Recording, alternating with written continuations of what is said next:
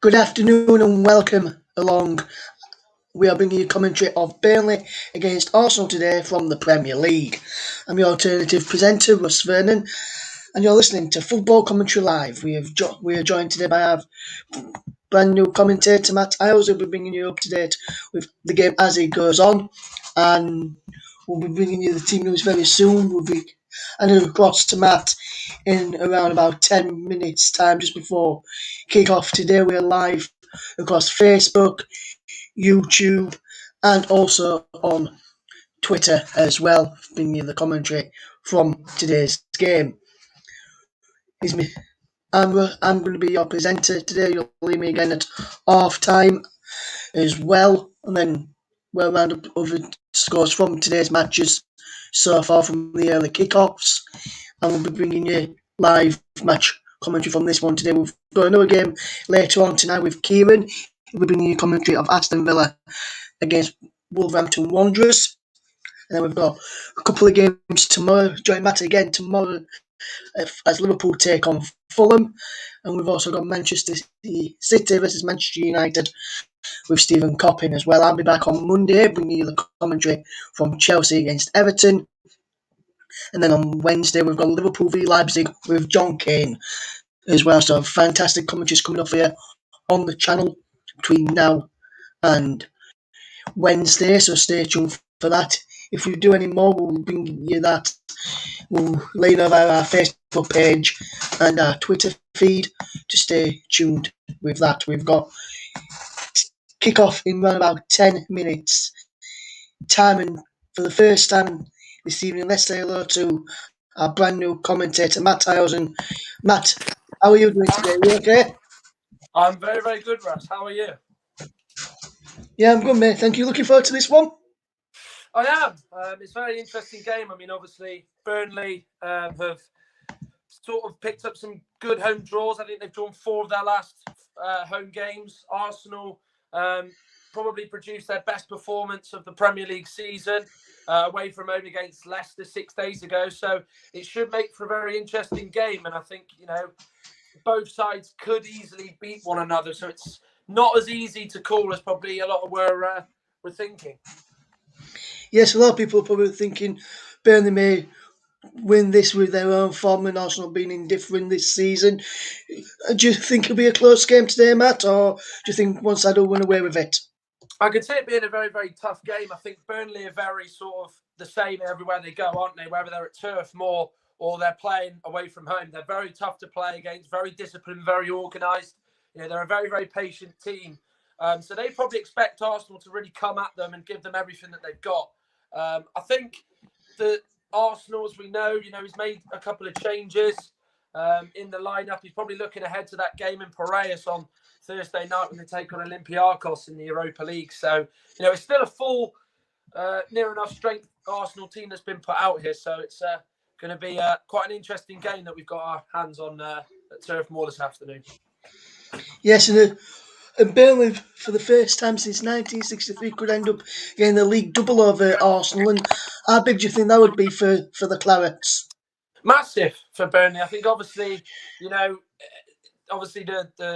doing the double over Arsenal is always a really, really good thing. But obviously, as you said, for the first time since 1963, it'd be huge for Burnley. And I think obviously against the bigger sides over the last few years, they have really shown, what they're about. I mean, obviously, this season in particular hasn't been too great. I mean, they played their North London rivals, Tottenham, didn't they, on Sunday, and got a battering by all accounts. But if they could, get a win against Arsenal in terms of their survival boost, it'd be absolutely superb. I mean, they're 6 points above the drop zone at the moment.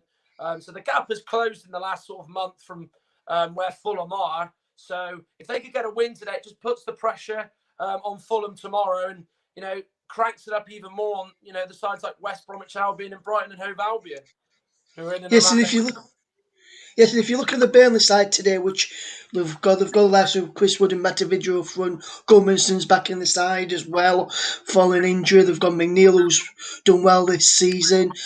Where do you think Burnley can hurt Arsenal today if you look at the Arsenal side as well? Well, I think Burnley, as we know, that they're a very sort of old school side. They play 4-4-2. There isn't many sides in the Premier League that can safely say that they play 2 strikers. it's very much a combination of little and large. You've got Chris Wood, very, very able to provide flick-ons for Mate Vidra, who, of course, was buoyed by the fact he scored his first goal in sort of 28 Premier League games in midweek against Leicester. I look out wide. I think Dwight McNeil and Johan Berg Goodmanson are the real outlet for Burnley. They're very, very direct. They like to take the full back on. They're not afraid to put crosses in very, very early. So Arsenal's defence, in particular, Pablo Mari and David Luiz, will have to certainly be at their best to try and stop balls in towards Chris Wood and Mate Vidra. So I think the threat will be possibly out wide with Burnley, but of course it's a case of whether they can get the ball out to them quickly or not. And how Yes, and if you look at Arsenal today, they've obviously got Callum Chambers, a right back, who's normally a centre back. Do you feel that could be a weakness where Burnley can get at Arsenal today? Yeah, possibly. I mean, obviously Chambers hasn't played for a very, very long time, so maybe the sharpness could be a bit of an issue for him. Maybe feeling a little bit leggy, a little bit flat, given his absence out of the team. It is a surprise change, actually, to see him put in, to be honest. I mean, Cedric Suarez has been really performing well at right back, and obviously you got Hector Bellerin, who's obviously Arsenal's first choice right back. Obviously, he's looking ahead to the game on Thursday, I think, in Perez, because this is a competition that he wants to win to get into the Champions League, because it does look very unlikely that they are going to get in it via the league route.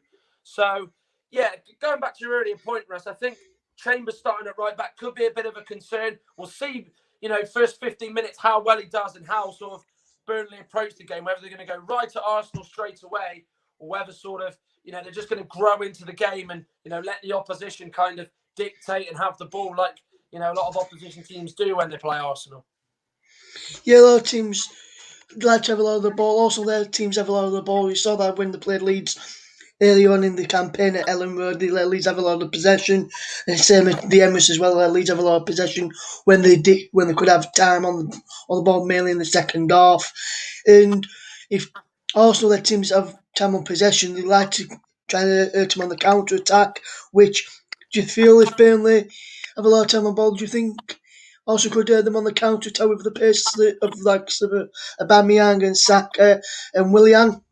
Absolutely. I mean, it depends when you give the ball away. I mean, if you give it away in the sort of 25-yard area of sort of your defensive position, I think that is a real cause for concern if you're a Burnley supporter and Sean Dyche. I mean, Bukayo Saka's so devastating on the break. I mean, he's got pretty good numbers this season. We know Aubameyang's quality about scoring goals and putting the ball in the net. Willian hasn't quite had that luck so far since signing for Arsenal, but you can't take away how important he can be. And also, you've got to take into account Martin Ødegaard. He's a very good technical player. He can pick out a pass, but it's just how well Burnley use the ball when they do have it, because as you pointed out, there is that real danger that Arsenal can hit you on the break, and that is something that they're very, very good at doing under Mikel Arteta.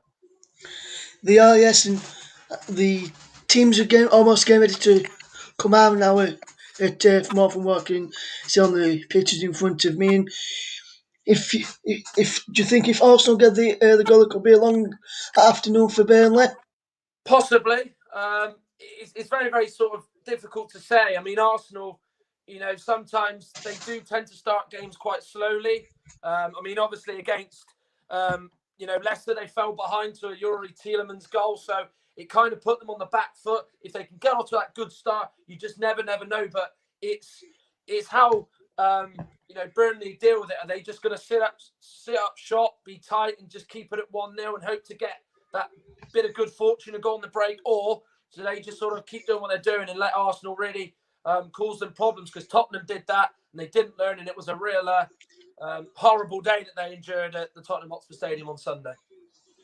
It was, yes. I saw that very poor Burnley on that occasion. If we can get the early goal Burnley today, Arsenal will have to come out and attack, which could then leave space for McNeil and Goodmanson to get in behind, as well as Brownhill and Westwood pushing on from midfield and have the defence pushed a bit higher to try and get Arsenal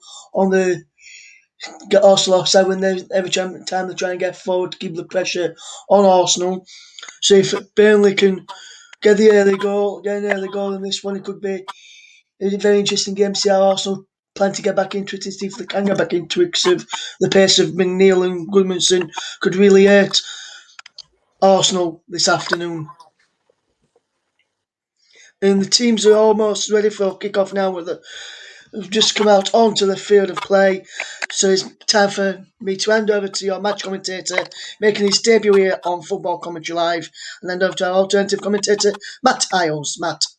Thank you very much, Russ. Good afternoon. We are bringing you commentary of Burnley against Arsenal today from the Premier League. As Russ Vernon rightly pointed out, I'm your alternative commentator, Matt Iles, and you're listening to Commentary Live. Well, Burnley have drawn 4 home games in a row, have made a few changes to their team following their 1-1 draw with Leicester. It's the same back four and goalkeeper that started the game on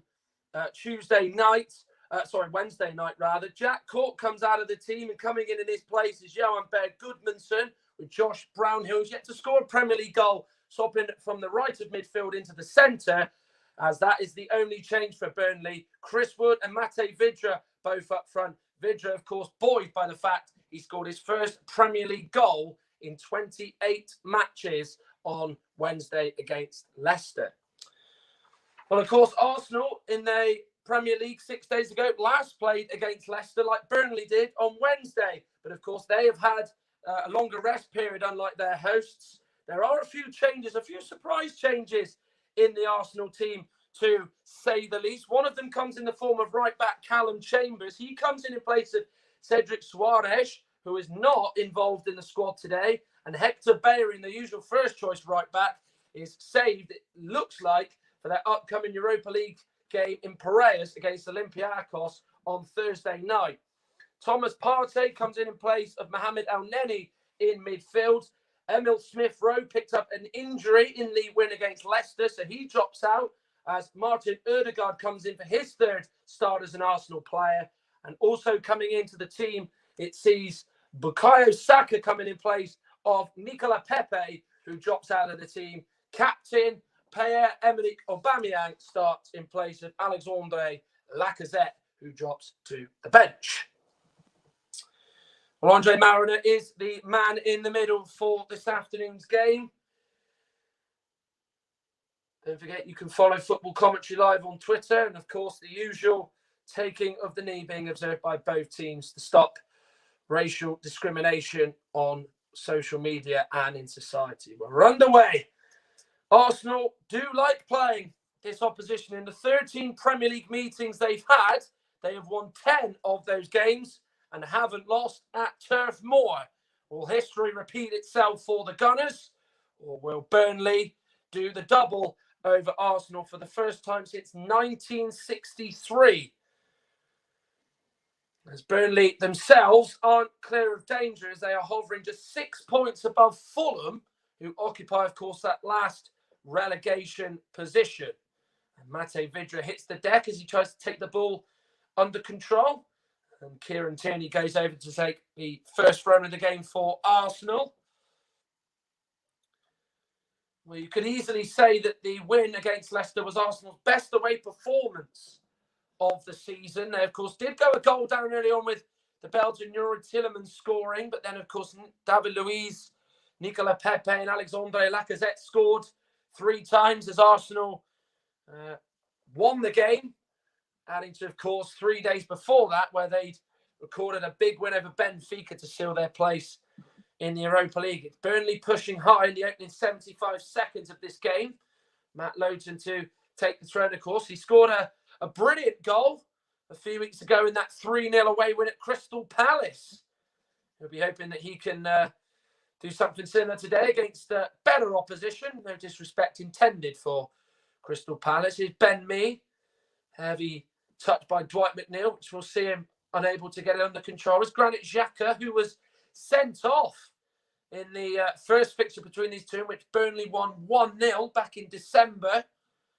Pierre-Emerick Aubameyang scoring an own goal that day. So famed for scoring the other end of the pitch. He, of course, did something so unlike him, in which he headed beyond his own goalkeeper, Bernd Leno, on that occasion. Here is Chris Wood challenging with Pablo Mari, who's just started to get into the Arsenal team. He's had a patient wait to get in, Started the last 2 games. It's Bukayo Saka over the head of Charlie Taylor, but that was a high foot as Taylor was trying to head that away. And the linesman on that side, Scott Ledger, quick on his feet to make that decision down that right-hand side. Away by Callum Chambers. Nice to see him back in the Arsenal side today. Here is Thomas Partey. Pierre-Emerick Aubameyang. Now is Willian, how he would love to score his first Arsenal goal this afternoon. Kieran Tierney up in support. Goes on the outside of Matt Lowton. Gets the cross in, but it's gone off the Burnley right back. And Arsenal had the first corner of the game, which Willian in his bright yellow boots is going to go over to take down this left-hand side. That's what Kieran Tierney will do. He loves to get forward, loves to go on the overlap. Excuse me. And put crosses in, and Lowton's got to be really tight and not allow the crosses to go in for Aubameyang or any attacking players. Well, David Luiz, the man in your picture there, scored a header against Leicester on Sunday, albeit from the other side of the pitch. It's going to be Martin Odegaard to take. Real Madrid loanee, not the best corner, has managed to find its way through to Callum Chambers, but Burnley are able to scramble it clear as Bernd Leno's gone a long way out of his goal to send it back into Burnley's half. Taylor climbing up above Pierre-Emerick Aubameyang, but he was body checked by the Gabonese striker, and it's a Burnley free kick. Well, Sean Dyche is the 3rd longest serving manager in England. Only Simon Weaver and Gareth Ainsworth can say they've managed their team longer in the Football League. Long by Ben Mee. A little bit short for Chris Wood. Xhaka underneath it. Tierney getting under control. Looking up. Sending it down the line. Tarkowski. Checks back away from Aubameyang and gives it to Ben Mee. Stalwart in this Burnley team ever since he arrived at the club under Eddie Howe. Of course, he's been at the club 10 years, but of course, he's only been a permanent player for 9 years. But you take into account those years he's had at Burnley, he's nearly played 400 games for the Clarets, and what a servant he's been for this club. Partey to Xhaka. Partey gets it back. Here's Willian. Running through the middle. The Brazilian. Aubameyang's out to the left, as he so often likes to do. He's going to cut in on his right foot, is he? He's gone inside. He shoots. Pope can't keep it out, and Aubameyang has scored. Well, what a big goal it is from the Gabonese striker. He missed a few games a few weeks ago with personal reasons, and when he's playing for Arsenal, he's a real big influence for them. And it's a goal echoing what he's done throughout the campaign, coming in from the left onto his right, and Arsenal have the lead here in Lancashire. Well, it was lovely play between Xhaka and Partey. It set Willian away. He then played it to Aubameyang, who drifted out to the left. He went inside of Matt Lowton. Nick Pope left a little bit too much room in his near post. He will feel he should have done better to keep it out. It's certainly a big helping hand that has allowed Aubameyang to score there for Arsenal. And with it, it's his 14th goal in all competitions. And Arsenal, who were behind at around about this time 6 days ago against Leicester, have turned the page and have managed to take an early lead this time round at Turf Moor, thanks to their captain and talisman, Pierre-Emerick Aubameyang. And then the cross is headed out well by Callum Chambers. Well, that's the first chance he's had and he's taken. We know how good he is, Pierre-Emerick Aubameyang, such a talented player. Burnley, you would have felt doing their analysis and doing their homework on their opposition, would have known about Aubameyang, how he loves to just peel out to that left-hand side, come in, get the shot on his right foot, and he did exactly that. Well, there's Gareth Southgate in attendance. Of course, the Burnley goalkeeper, Nick Pope, is vying for the #1 jersey for the Euros coming up this summer. And he won't be happy that he's managed to allow that to happen in front of his national team boss. But it's a good start for the Gunners as Arteta puts his thumb out in to the air to say that he's satisfied with the start they've made. Here's Browner to Vidra on the edge of the box to Westwood. Now Johan Bear Goodmanson. Westwood will cross it in. Not the best delivery. Taken under control by Partey. And then Tierney safely goes back to Burnley. Aubameyang will compete with Tarkowski. Tarkowski met it under the challenge between him and Aubameyang, and it's a Burnley throw. Well, Burnley at home have not had the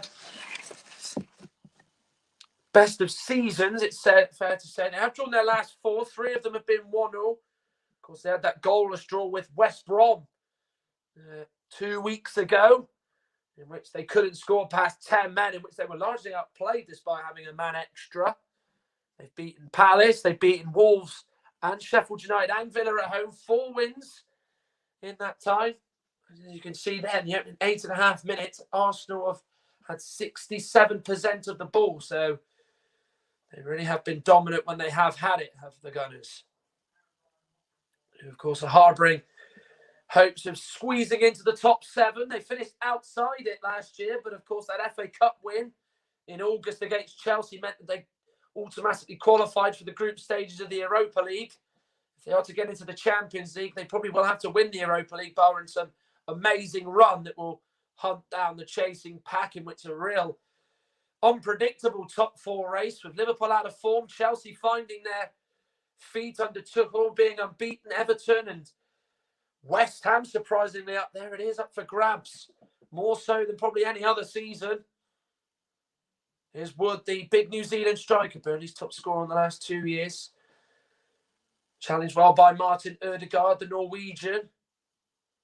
David Luiz clearing it forward. Straight to a Burnley player in Ben Mee. Wood to Brownhill. Saka intercepting. Here's Granit Xhaka. Now to Thomas Partey. Xhaka has it once again. It's been allowed a lot of time, the Arsenal midfield. Burnley very happy to let Arsenal have the ball, for that matter. Most of the sides they come up against in the Premier League, speaking pre-match, they're an opposition that very much are capable of just allowing the opposition to come toward them and hope to overcommit and then give the ball away, and then they can strike the opposition on the break as they get men back quickly. Bukayo Saka really is having a sterling season under Arteta. Predicted for big things, predicted to be in the England squad and be a teammate of Nick Pope at this summer's European Championships, where he could be facing his clubmate Kieran Tierney in the competition, of course. Willian tried to do the give and go with Bukayo Saka, but it's intercepted by Burnley. Xhaka pressing Wood well there. Here's Ødegaard now getting on his left foot. He'll then give it to Aubameyang, the goal scorer. Ødegaard gets it back. Just hesitated for a few seconds there as Dwight McNeil won the ball off him, and he's kicked it against Thomas Partey, and it's a Burnley throw-in. And of course, don't forget you can follow Football Commentary Live on Twitter. Our Twitter handle is Commentary Live 1, capital C, and then a capital L within that title. Why not visit our Facebook page if you can't follow us on Twitter, or you don't have Twitter? The best way to follow Football Commentary Live, go to facebook.com/footcomlive to see live streams and various other things that we produce. And of course, the live games that we bring you week in, week out from the world of football. We won't be finishing there.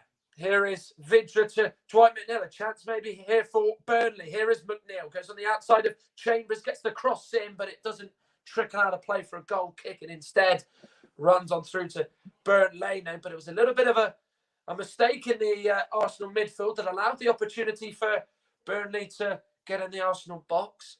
It's his first Premier League appearance, Callum Chambers, since December 2019. So his first one in 15 months. It's been a long time coming for him. That's in the days of when, of course, he was playing under Unai Emery and Arsene Wenger, who brought him to the club. He was such a prospect at Southampton a few years ago. Is Charlie Taylor going to get there? He is well kept in by the Burnley number 3, but not so much of a good ball there by the Burnley left back, and it's sailed out of play for a goal kick. Tarkowski plays a lovely diagonal ball out to Taylor. You think it's just not going to have enough to stay in, but Taylor raced onto the ball even before Tarkowski even played it diagonally out to that left-hand side. It was good attacking play by Taylor. They know with the restart. Looking for Bukayo Saka. Ben Mee getting up above him. Played first time by Chambers through to Bukayo Saka. Now taking on Ben Mee. Goes on the outside of him, crosses in. It's gone off Ben Mee's thigh and out for an Arsenal corner. Such a raw talent, isn't he? Is Bukayo Saka, and we've seen him sort of go from the left through to the middle. He's got a roaming position, isn't he? And such a direct player. Can play on the outside, play on the inside. He played on the outside there and won a corner. Taken short by Ødegaard. Willian to Bukayo Saka. Crosses in on his left foot. Can't beat any Burnley players. It's headed away. McNeil and Partey both competing for the second ball, which Burnley are able to get away clear. Xhaka doing well to head it away from Mate Vidro. He was chasing him down, and then it's knocked all the way back to the German keeper, Bernd Leno, who's missed only one Arsenal game. And that game, of course, was against Aston Villa in an early kickoff, incidentally, which they lost by a 1-0. Lovely ball through to Aubameyang. He takes under control. Well, gets the shot away. Blocked by Ben Mee. Well, blocked as well by Mee, because that looked like it was going to get Nick Pope into work and force him to make a save. Is Willian. Back to Granit Xhaka. Ødegaard. Tierney. Ødegaard gets it back around sort of 20 yards out. Arsenal keeping the ball down the Burnley left. Tierney on the outside of Lowton. Gets the cross in. Ben Mee once again in the way of a cross or a shot. And then Lowton just hammers it away for an Arsenal throw. Yeah, we've seen Kieran Tierney get really offensively forward a lot so far in this game. And he's linking up well with Willian. We haven't really seen Willian as a real sort of player that he was at Chelsea and Arsenal so far. He has just sort of not been able to recreate some of the play that he did in West London for a sort of over that period of 7 years. But you know, his manager's standing by him, and you can see his quality. You can see what he does bring, even though the stats don't really tell it. Manny put under pressure by Westwood, who went all the way from the deep midfield role up into a sort of higher role to try and force Mari into passing it back. Xhaka to Pablo Mari once again. It is 16 minutes gone if you are just tuning in. In the first half, it is Burnley 0, Arsenal 1. Pierre-Emerick Aubameyang's 14th goal of the season is the difference between the two so far, as Arsenal have got a free kick here as Westwood went into the back of the Norwegian Martin Ødegaard. It came from a bad mistake from Nick Pope, which of course he just didn't cover his near post enough. If he'd stepped a yard or two, really covered his angles, that shot would have not been saved behind him, and he would have kept it out. It would have probably still been at 0-0. Well, the action doesn't stop on Football Commentary Live, your home of alternative commentary. Aston Villa face Wolves in a Midlands derby at 5:30 today. Catch that with Kieran Riley as that game is played at Villa Park. Here is Chambers knocking it to Saka, who goes down under the challenge of Mee. Probably went down a little bit too easily there, did Bukayo Saka. Now Burnley look to break here. Would Gently knocks it to Vidra. Westwood now to Dwight McNeil. McNeil taking on Saka. Not allowed any room there, McNeil. Gets the cross in. Louise gets in front of Bernd Leno. Probably didn't hear the shout, or might have heard it a little bit too late. But Louise just gently chests it down and then holds off the attacker as Leno's able to come out quickly and deal with it. Yeah, in that situation, you do fear the worst when a goalkeeper and a defender sort of just get their wires crossed. But David Luiz did very, very well to stay calm there and just allow Leno to come out and deal with it. Vidra tried to give it to Chris Wood. He got it from Dwight McNeil. He was actually probably looking for McNeil as well, but Vidra played it too quickly as they were looking to try and do the give and go fast rather than do it slowly. Willian gets it from Aubameyang. Aubameyang will get it again. The Arsenal goal scorer to Thomas Partey. Gentle flick over the top. Aubameyang nearly was in there. Lowton can't clear it away. It's come back to Aubameyang, who sliced it on that left foot of his. And that's a really good opportunity to put Arsenal 2 up. Partey with a gentle ball over the top. Lovely ball. He was onside. Charlie Taylor played him on. He didn't step up alongside his other defenders. Lowton got it under control, just could not divert it away, and instead almost laid it on a plate to Aubameyang. He was off balance, did get contact on it, but completely shanked it and sliced it off his foot out of play for a goal kick. But what a big moment in the game that is for Arsenal. And Aubameyang been a bit more lively and been on his toes more, you would have expected him to have not just worked Nick Pope, but had probably seen Arsenal go 2-0 up in 20 minutes. You can't afford to make mistakes like that and give opportunities so presentable to Pierre-Emerick Aubameyang. He just gobbles those chances up usually, but of course it was difficult for him. When you're in that position, you just don't expect it. You just think the defender's just going to clear it away. Maybe it's out for a corner, a throw, or up the pitch, whatever. But of course, he just got the ball back to him. Probably couldn't believe his luck. And obviously, he's just not been able to take the chance. Arsenal comfortable here at Turf Moor inside the opening 20 minutes here. Burnley not really laid a glove on them yet. Maybe that might be about to change in the next few minutes. As Jan Berg Goodmanson stops. Granit Xhaka playing the ball forward. The Swiss midfielder who's been a real integral part of Arteta's team since the Spaniard arrived as the manager. Xhaka, in fact, has actually started the last 15 out of 16 games in all competitions, completing a full 90 on each of those 15 occasions, to be exact. But Burnley have a throw in here with Matt Lowton.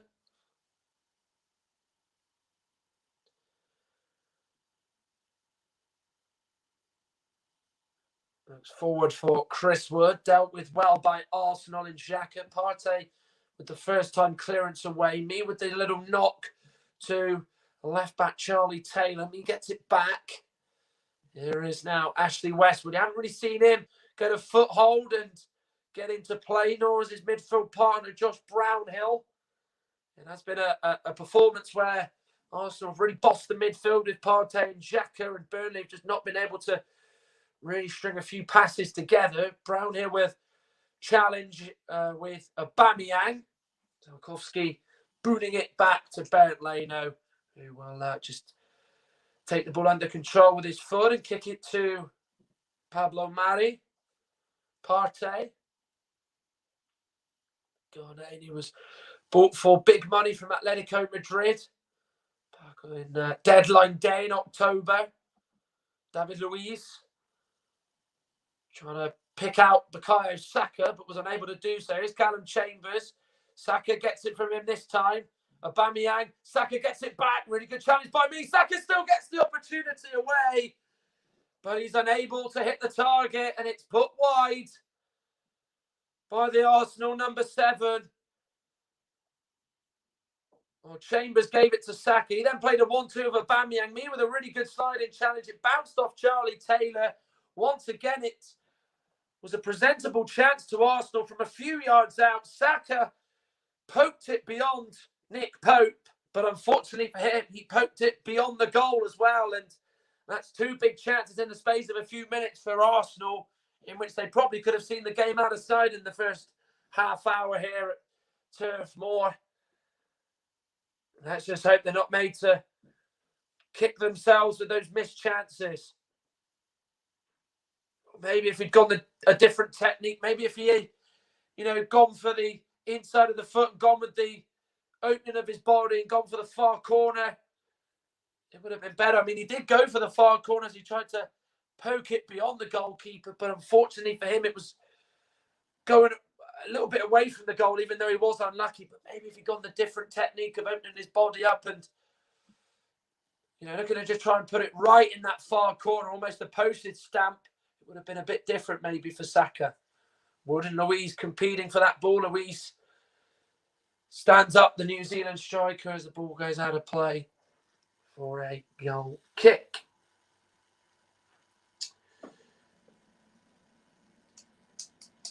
Well, don't forget, of course, you can follow our Twitter page, which is at Commentary Live 1.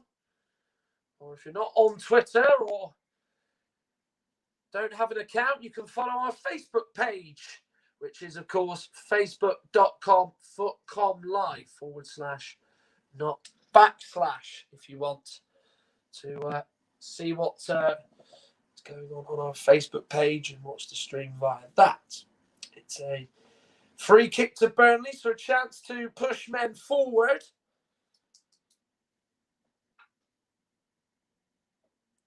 Will be Tarkowski, who will take, slips as he sends it forward, looking for me, flicked on nonetheless by Tarkowski. It was actually Charlie Taylor who took that free kick. I beg your pardon. It was looking for Ben Mee, but it was his centre-back partner, Tarkowski, who flicked it on, but you could only head it to an Arsenal player and into the hands of the goalkeeper, Bernd Leno. Here is Partey to Kieran Tierney. Xhaka. Tierney will have it back. Xhaka once again. Partey once again. Xhaka.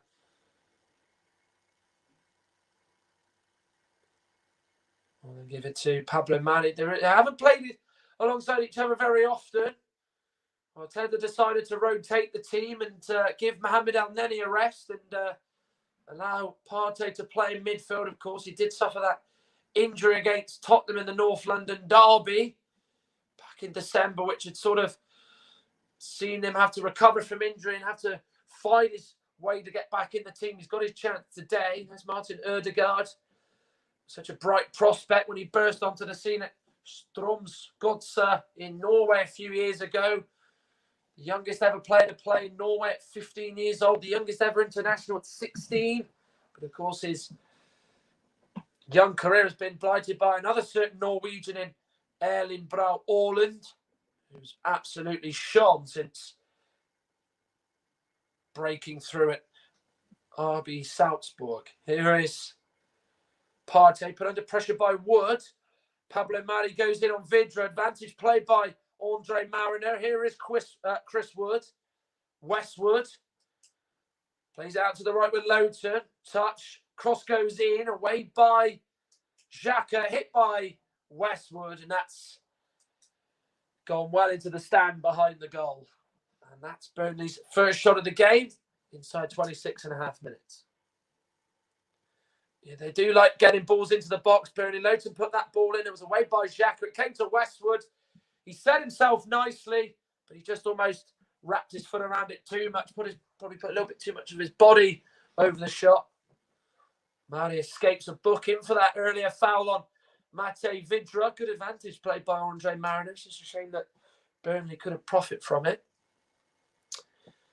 Well, going back to Arsenal, they, of course, lie in 10th place on 37 points. They are 6 points behind Liverpool in 7th. Should they win, it goes to 3 points.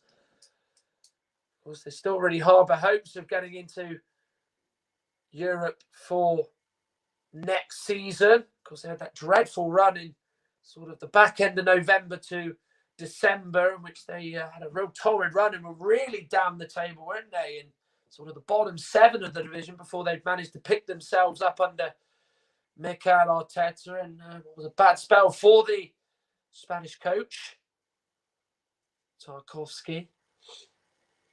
Long raking ball forward. Vidra competing with Luiz. Here's Wood. On the turn, shoots, but it's hit into the ground and rolls on through to Burnley. Yeah, Luiz and Vidra both competing there. It was a fair contest and a fair challenge between the Czech and the Brazilian. And it came to Chris Wood, and he sort of just goes on the turn. He could really take that under control even more and turn. He could just slow it down there because he had a lot more time than he thought there. And to be fair to him, he just needed another shout as well, more than anything else. Pope with the kick forward, this time for Burnley. Away by Chambers. Brownhill. Up to Matt Lowton, who's been the outlet so far for Burnley, you could say. Simple ball intended for Goodmanson was poor from Brownhill as it was away from him. Now Arsenal looking to hit Burnley on the break. Saka with it at the moment. Aubameyang to his left. He goes to Ødegaard on the right. It's just about good enough to stay in. Ødegaard will play it to the edge of the box with Thomas Partey, who opens up. And he's put too much on it. And he's fired it over the bar. Oh, what a big chance that was for Thomas Partey to get his first goal in English football. And his first goal for Arsenal. Wow, Saka gave it to Ødegaard. He put a little bit too much on it. It was a beautiful ball to the edge of the box by Ødegaard. Partey arrived onto it. The technique and the way he went about trying to get the shot away was the right thing to do in my eyes. But the execution was poor from the Arsenal number 18. And what a big moment that was for him. And you have to say another real good opportunity wasted by Arsenal. As, of course, Aubameyang, who scored inside 6 minutes, missed a chance when it was presented to him after Lowton's poor clearance. And then, of course, Saka had one after Mee's challenge bounced off the shin of Charlie Taylor. With it, can't get around Johan Berg Goodmanson, who stands his ground well and knocks it to Josh Brownhill. Half an hour gone here at Turf Moor. It's Burnley 0, Arsenal 0. Pierre-Emerick Aubameyang's 40th goal of the season is the difference at Turf Moor. As Arsenal, of course, are unbeaten in the Premier League era at Turf Moor. Here is Willian, Ødegaard, Xhaka.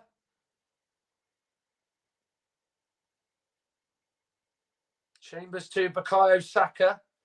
Ødegaard. Chambers. Trying to get away from Charlie Taylor, but he does well to not dive in and clear the ball away. Luiz gives it to Partey, who is a powerful player, well built as well, isn't he? Partey just really worked in that Atletico team as the sort of enforcer type. Sean Dyche, Arteta doing a bit of pondering. You can see almost two sort of different managers there. Sean Dyche very vocal on the touchline. Arteta's very much more of a conservative talker, very much he sort of wants to talk to his players in a less louder capacity, shall we say. Mari to David Luiz. Mari gets it back. Here is Granit Xhaka to Pablo Mari. David Luiz. Chambers. Saka. Good challenge by Ben Mee. Had to step in there. Had he not, the ball would have gone on through to Saka, and you would have imagined he would have played a 1-2 with Chambers that would have sent him away down the Burnley left. Wood then under control well. Gives it to Westwood. He tried to play it through first time to Berg Goodmanson, but it's cut out by the Arsenal defence. And then Xhaka is fouled by Westwood as Arsenal got a free kick. Yeah, Westwood tried to play it through, a little bit short. Xhaka did well to get in the way of it and just bring it forward. And yeah, he was just fouled there as Westwood was trying to win the ball off him. Ødegaard. Chambers. David Luiz. Looks up. Tries to get Willian through. But it's defended well by Burnley. Here's Wood. Now he gives it back inside his own half with Matt Lowton. He's gone forward quite a little bit, but he has to go back to James Tarkowski. Of course, looking to be impressing Gareth Southgate as well as he looks to try and break into the England squad. Westwood to Ben Mee. To Charlie Taylor.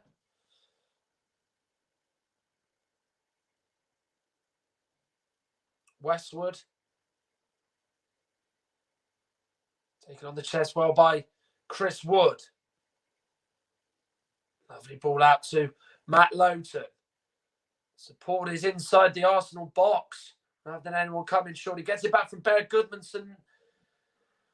But the cross is once again successfully defended by Arsenal. And Xhaka, who's having a good game so far. The Arsenal central midfielder, Willian, gives it to Mari. Xhaka tries to get away from Vidra. Does manage to in the end. Tarkowski stepping in high. Lowton to Westwood. Could go short to McNeil, but waits on the ball there as he goes to Bear Goodmanson, the Icelandic winger. Now looking to take on William. Gets the cross in. The deliveries have been poor so far by Burnley. Once again, it's unable to beat the first man. Brownhill to Ben Mee. It's the first time we've really, inside the opening 35 minutes, seen Burnley have this much of the ball. Westwood to Vidra. Nice pass to Matt Lowton. He's got to do a bit of work to keep it in. He can't. He stops it going out of play for a corner, but instead kicks it out for a throw-in.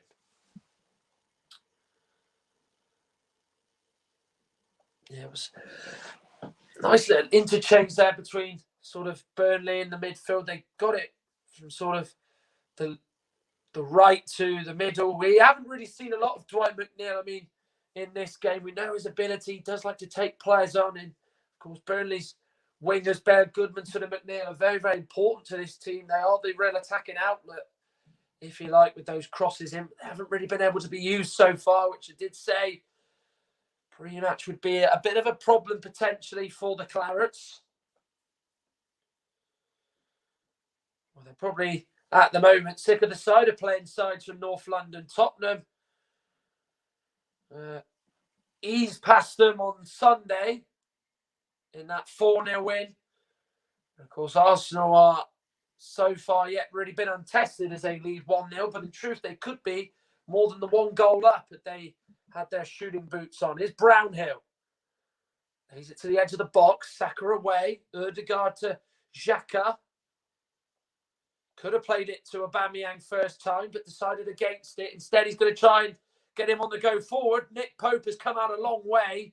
Had to get that right as he was competing with Aubameyang, and the Burnley goalkeeper is able to head it out for a throw-in. It's a really good ball by Granit Xhaka, isn't it? Real sort of tantalising one. Nick Pope comes out a long way. Aubameyang was offside anyway, but it was a real good bit of goalkeeping. That when you come up that far, you've got to be sure, you've got to be confident, be authoritative. He was there. Charlie Taylor, Dwight McNeil, been a peripheral figure in this game so far. Not really been able to be the influence that he can be, as we know. Westwood.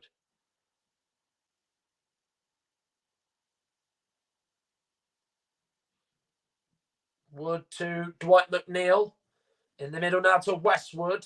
He looks up. Wood flicking it onto Vidra. A little bit away from him as Maddie's able to just volley it away. Here's Aubameyang driving forward. Saka to his right. William to his left. He picks out Saka. This could be the moment potentially. It's just gone away from him at the vital moment. He can't get away from Brownhill. As he got away from Tarkowski. Dwight McNeil has done well to keep that in. And he gets away from Thomas Partey. The Burnley left winger. He now gives it to Matt Lowton. Well, it was good play there. Aubameyang gave it to Saka. He played it at the right time, and Saka just runs onto it, just goes away from him at the vital moments. He gets closer toward him. He checks back, and then Burnley are able to get the players back to do the defensive work. Well, those two have been very, very lively so far. Here's the attack again, if you like. Aubameyang could have played it to Willian. Saka was the closest one to him. Saka was onside. He just couldn't quite get that touch under control as he tried to just steer himself away from those two Burnley players that were hunting him down. But those two really have been right on it today. And when those two are on it, Arsenal usually do play very, very well indeed. The possession stats within the last sort of 5 minutes, Burnley have had 62% and my goodness me, what has Granit Xhaka done there? He's tried to play the ball out to the right and it's bounced off Chris Wood and gone into the net, and Burnley have equalised in the most extraordinary way. And it's Chris Wood who's equalised. Well, they squeeze up Burnley, really put the pressure on. That pass is never on from Granit Xhaka. He can see Chris Wood right ahead of him.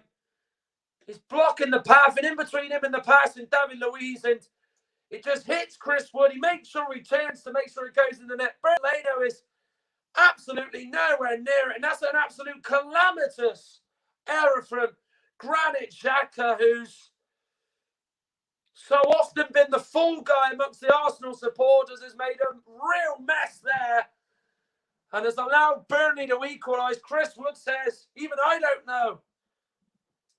He'll take it, and it's 1-1 here with 6 minutes of the first half remaining. And, well, if you were going to make a DVD of blunders, own goals and gaffes, Granit Xhaka would be certainly involved in that, with that horrendous error there. Wood and Matty competing, but Matty's able to withstand Chris Wood there. But Arsenal, he looks so strong at the back. Yes, Burnley were growing into the game, but they didn't really allow any chances to go toward Leno's goal.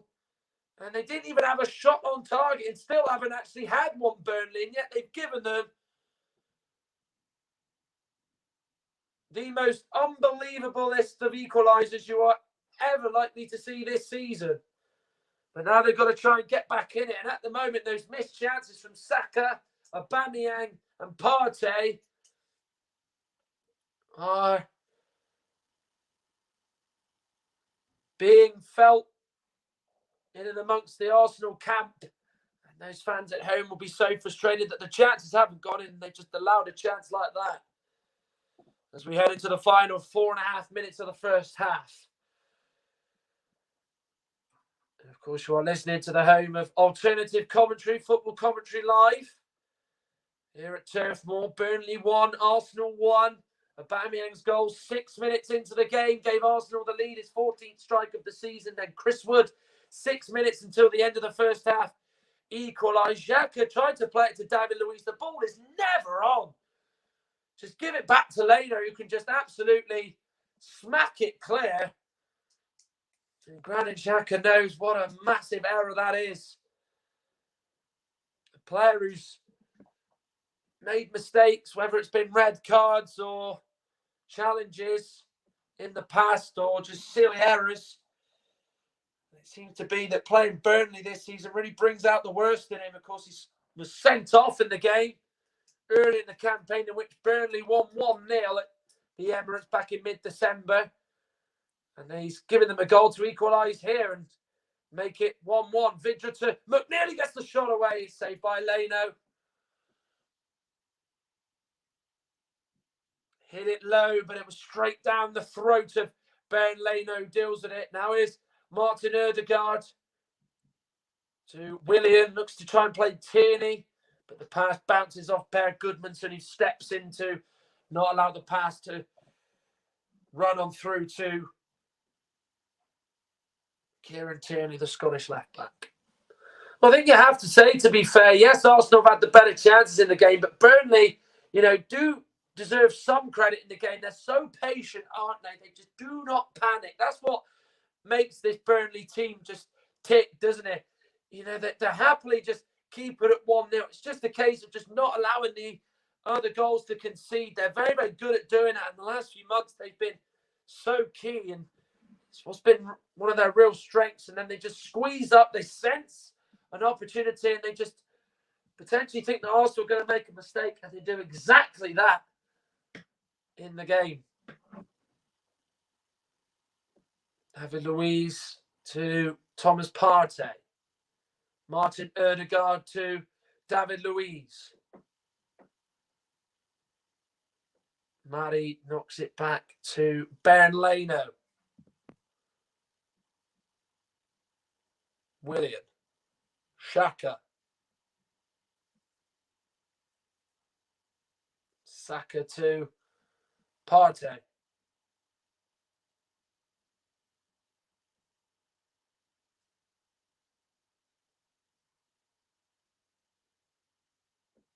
Here is Ødegaard. Arsenal having the ball here in the last closing stages of this first half. Up to Tierney. Trying to thread it through to Willian. Well cut out by Bear Goodmanson.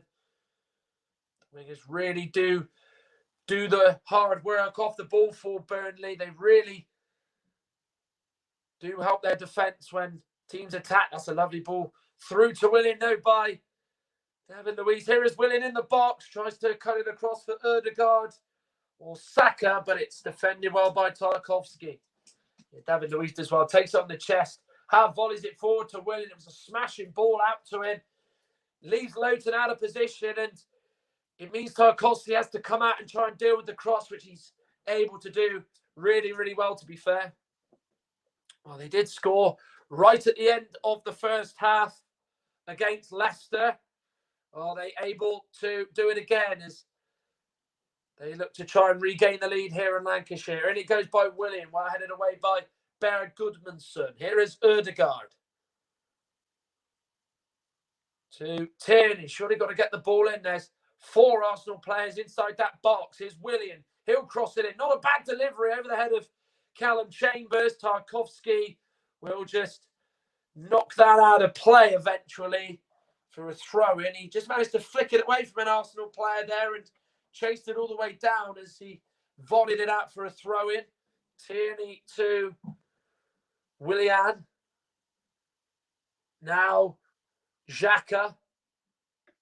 Burnley have got everybody back within their final 25 yards of their defensive area. Lovely ball out to the left with Tierney, but he's offside. As he just went a little bit forward, trying to get on the ball. Well, we have another live commentary to bring you later on. Kieran Riley will bring you live commentary of Aston Villa against Wolves from 5:30. As, of course, Villa looking to do the double over their Midlands counterparts. Well, there was that chance for Burnley minutes ago with Vidra laying it on a plate to Dwight McNeil, who just couldn't quite get the power and the precision to get it away from Burnley. And there goes the halftime whistle. What a piece it is. Arsenal were in front with Pierre-Emerick Aubameyang inside 6 minutes, cutting in from the left and then going on in the inside on his right foot to score as he beats Nick Pope, who had a big helping hand in helping it in. And then Burnley, who grew into the game, squeezed Arsenal up as Granit Xhaka, inside his own half, played a ball for David Luiz that was never on, but it was cut up by Chris Wood as it cannoned off his stomach and went into the net. Here at Turf Moor, it's Burnley 1, Arsenal 1. Thank you very much, Matt. Brilliant first half commentary from Matt Iles as it's half time between Burnley and Arsenal. There's a championship game happening today as well. That's coming up towards half time. In that one, Watford currently leading by a goal to 0 against Nottingham Forest. In that one, that's coming up towards the end of the first half. In that one, there's a few League One games as well. Gillingham have took the lead against Ipswich by a goal to nil. Jack Tucker with the goal, is Messina with the goal for Watford, incidentally, in the Championship. Also, Exeter 2-0 up against Leyton Orient. Goals from Joe Randall on 11 minutes and Matt J on 13. That was a 1 o'clock kick-off this afternoon, sir. And over in Australia earlier today, in the early hours of this morning, Brisbane War 1, Sydney FC 1. And in the Melbourne Derby, it finished Melbourne victory 0, Melbourne City 6 in the Melbourne Derby over in the A-League in Australia. Got some great matches coming up later this week. It's coming up this evening at 5:30. Kieran Riley is your alternative commentator as Aston Villa take on Wolverhampton Wanderers. Tomorrow we have got 2 live matches.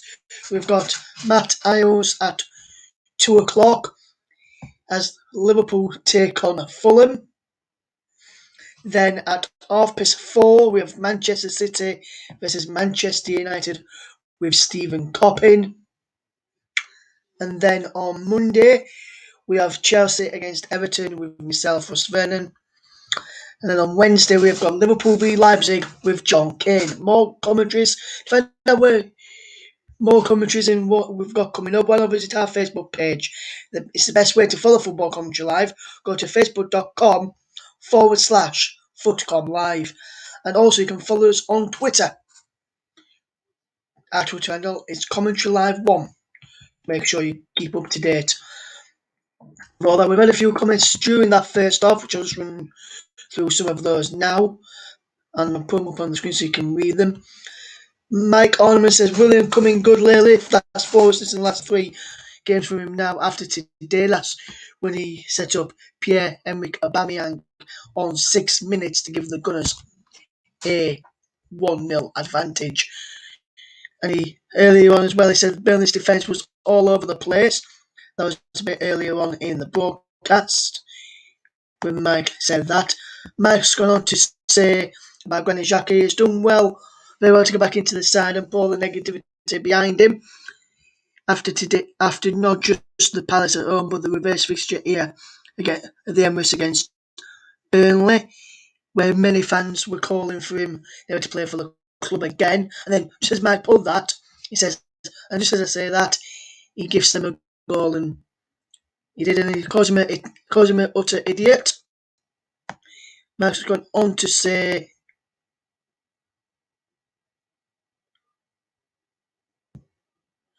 that we were in control of the game. We should be 3-0. Yeah, Xhaka turns into an idiot as usual. Get him out of the club. He says, get him out there. Giggs has been on, and good afternoon to you, Giggs. She says, wasn't entirely his fault, to be honest. Then I saw he was under pressure. He shouldn't have given him the ball. And she goes on to say, he was literally under pressure. And one of his weak sides, it could happen to anyone. Leno, being the one facing the Burnley player, should have played it in a different direction and agree there. And I think this is Mike says, I don't agree with the ball wasn't on. He's got to just smash it down the field rather than just try and play it across the back. And I completely agree with that, Mike, as well. Watford currently leading by a goal to 0 incidentally. They're in the Championship. Later today in the Premier League, I'll give you the rundown of the matches in the Premier League later today. We've got one more commentary from the Premier League, I'll tell you. Now, currently it's half time in the commentary game you're listening to. It's Burnley 1, Arsenal 1. We've got Sheffield United v Southampton at 3 o'clock. At 5:30, we've got Aston Villa against Wolves. That's with Kieran Riley. Make sure you tune in for that one. Coverage of that one starts around about 5:15 this evening, where we'll give you a full classified check of all the 3 o'clock kickoffs. Brighton against Leicester is the evening kick-off at 8 o'clock. In the Championship at the moment is half-time Watford 1, Norwich. Nottingham Forest, no, should I say. Norwich play later today against Luton, currently top of the table. Rotherham's game today where Brentford was postponed due to COVID-19 and the Rotherham camp, their match on Tuesday against Luton also postponed. In Sky Bet League 1 is currently Gillingham 1, Ipswich 0. And later today, Hull City host Bristol Rovers and Doncaster Rovers host Plymouth Argyle. Northampton Town versus Portsmouth, another key one in Sky Bet League 1. In Sky Bet League 2, Exeter City are 2-0 up against Leyton Orient, and later on today, Stevenage host Harrogate Town as well, and Oldham Athletic take on Southend United. In the National League, Chesterfield take on Yeovil, Dagenham and Redbridge against Bournemouth Wood, Eastleigh against Bromley, so Moors against Maidenhead, Torquay United versus Hartlepool United, Wealdstone vs FC Halifax Town, Weymouth against Stockport, Woking against Kings Lynn, Sutton against Wrexham, some of the games we played in the Scottish Premiership today. There's a few games all kicking off at 3 o'clock. Aberdeen against Hamilton, Motherwell against Livingston, Rangers St Mirren, Ross County Kilmarnock, and St Johnstone versus Birmingham. And currently in La Liga, Valladolid are beating Getafe by a goal to 0. There's a good game in the Bundesliga tonight at 5:30, which I'll make sure we keep you up to date with later on when we have Kieran, and that's Bayern Munich against Borussia Dortmund. And that is one of the best derbies in the footballing calendar. So some great matches coming up for you to get to listen to on the channel, and football matches for you to watch on the TV if you can, or if not, try and find an alternative way of listening. Some of the matches that we don't bring you can watch on TV or with a Now TV Pass as well. So make sure you sign up to one of those or try and find it on your television box there to watch Sheffield United Southampton and Brighton v Leicester from the Premier League. And we'll bring you up to date with all the 3 o'clock kickoffs, like I said, a little bit later on during Kieran's programme. I'm just going to ask Mike a question now, so Mike, get ready to put your comment in the box down below, Mike. And Mike, with the score 1-1 at half time and how Xhaka gave the ball away like that, if who on the Arsenal bench, I'll just flash the Arsenal team news up again for you, Mike, while we're just talking through this. On the bench, man, you've got Ryan, Bellerin, Holding, Gabriel, El Nani, Ceballos, Pepe, Martinelli, and Lacazette. If you were to take off Granit Xhaka, Mike, who out of those on the bench would you fetch on, and why would you fetch him on? And Matt, I'll come to you as well, Matt, while we're waiting for Mike's comments. And Matt, who would you fetch on off of the bench to replace Xhaka if you make after that mistake? Well, I mean, obviously, you look at it. I mean, obviously, the obvious candidate would be Mohamed El Neni, but that feels like to me that would probably be a defensive change, and I feel like you'd only make that sub really if you're in front and trying to hold on. The obvious candidate is Danny Ceballos, isn't it? I mean, he's a real creative player from deep. Obviously, you know, he hasn't quite been able to sort of make the same impression that he did sort of in his first loan spell last year, but he's definitely a player who can provide a bit of quality. So it just depends on sort of where he goes about it. I mean, obviously, he will most definitely look to try and keep those sort of that structure of the 4-2-3-1. I mean, you know, it would be really unbalanced if he sort of dropped Ødegaard in there, but it just depends how you approach it. You know, he does sort of seem to like El Neni at the moment. He's featured very heavily, the Egyptian, under him. But if I was Arteta, 1-0, let's say sort of first quarter, 20 minutes of the second half, I'd bring Danny Ceballos on alongside Partey, because then it, you know, allows Ceballos to get on the ball more and play. But then if Elneny came on, it would give Partey more license to push on because we know, he's a real powerful player, trying to win the ball back. He did it so well at Atletico when he was there. So it's a different way of thinking it. You can make a good case for both. It's just how Arteta tries to approach it for me in this instance. Yes, Mike's been on the Arsenal fellow commentator on the channel, and we're looking forward to getting him back doing some commentaries when he can. He did a great job on Thursday for Liverpool against Chelsea. He says he wants to see Martinelli come on. He listened to you there mention about Ceballos and El Nani says with regards to Dennis Ceballos says no thanks. No, after the mistakes he made the other week, which I can get his point on that. But if he fetches on Gabriel Martinelli for Xhaka, do you think it could probably go to more of a 4-1-4-1 for Arsenal with Partey being the one sitting in front of the back for Saka, Odegaard?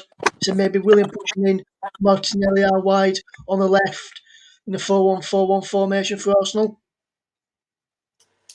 Yeah, I think that's very interesting. You sort of say that. I mean, obviously, he could do that, put the holding midfielder in there, or he could easily, go with a 4-3-3. I mean, I'll be very surprised if Odegaard lasts the 90 minutes. I mean, he hasn't yet since he's been at Arsenal. Of course, he started to do 2 games against Man City and Leeds. So he'll look at it. I think, obviously, the first time he's probably going to make, you'd expect Lacazette to come on, given the form he's been in the last few weeks. I mean, it's obviously, 4 goals in his last sort of 6 games in the league. So he'd probably be the man to come on. Do you shift the Aubameyang out to the left? You put Lacazette on the left. So there's a lot of, different sort of things he can do, different tactical tweaks that he could look at. I think Nicola Pepe is another good player that could come on, probably over Martinelli, personally, Ross. Given, he can play out on that right, cutting on the left. You've got Aubameyang out on the left, who goes in on the right. You've got Pepe, who goes from the right to the left. So it would make a real difficulty for, Sean Dyche and the Burnley defence. So I think possibly Pepe and Lacazette could get used more. But, Martinelli wouldn't be a surprise to see him come on, given we have seen over the last sort of year or so that he is a player that can produce magic at that vital time. Yes, he can, Matt, as you say, so he can do some magic at the final time. And Max just put in the comments below, in the live chat, says Pepe, Martinelli, and Lacazette would be my 3. Odegaard, Willian, and Xhaka off for him. And if that's the case, possibly say 2, possibly go to the 2 up top, maybe or maybe Aubameyang out wide to the left, Lacazette through the middle, or maybe it's a 2 up top with Lacazette and Aubameyang up top, Saka and Martinelli, Saka and Pepe out wide, Martinelli just in behind, so maybe a 4-1-3-1-1 kind of formation where Lacazette just plays off Aubameyang with Martinelli just behind them when Pepe and Saka are wide with Partey in the middle kind of thing. If that comes to fruition, if Mike's right with the substitutions that is going to be bringing us, this Arteta decides to choose. It's interesting you say that, Ross, because I think the main thing is what he does. Does he prioritise this Europa League game on Thursday in Piraeus against Olympiacos? Or, does he really go for the juggler and try and get the win against Burnley? I mean, he'll know about last year that they took Olympiacos probably a little bit too lightly and got beat by them in the Europa League. So that'll probably be on his mind. But I think, the need for points in the Premier League is greater than a win in the Europa League. So I think that's something that's going to be very, very interesting to see from Arteta in this second half. It will be, Matt, and the teams are back out ready for the second half. In fact, they've just kicked off on my screen, so we'll hand back over to Matt Iles for second half commentary of Burnley 1, Arsenal 1. Thank you very much, Ross. Second half, as you say, as you rightly said, is underway. Here's Brownhill 2 Goodmanson. Is there going to be a bit of a different Burnley out in this second half? Xhaka winning the ball there. He's had a near faultless game, the Swiss midfielder, barring that error that he made in the first half, which was a real shame for him, given how well he was playing. Of course, he is so often the man that is the scapegoat at Arsenal, rightly or wrongly in some occasions. Of course, the last time Burnley beat Arsenal at Turf Moor was in 1973, and Slade were number one with Merry Christmas. Merry Xmas, everybody. Certainly not quite the time of year to have be playing at Turf Moor, so I won't be bringing in any puns about jingle bells, presents and Santa and things like that. But of course, it just shows how long the wait to win against Arsenal at Turf Moor has been for Burnley. And it will be quite interesting to see how this second half does pan out for Arsenal. Does Arteta stick with what he's got and maybe hold back the players of Pepe and Lacazette's quality?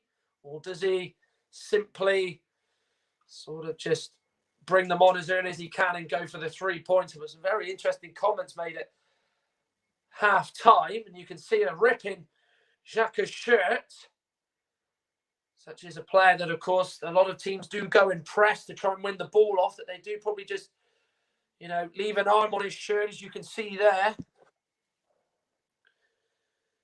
Here is Partey, David Luiz. There was some interesting shouts made in the game. A lot of the fans that had tweeted in on the Twitter page at Football Commentary, the page, and of course the handle Commentary Live 1 was saying that Xhaka has to be subbed off ASAP.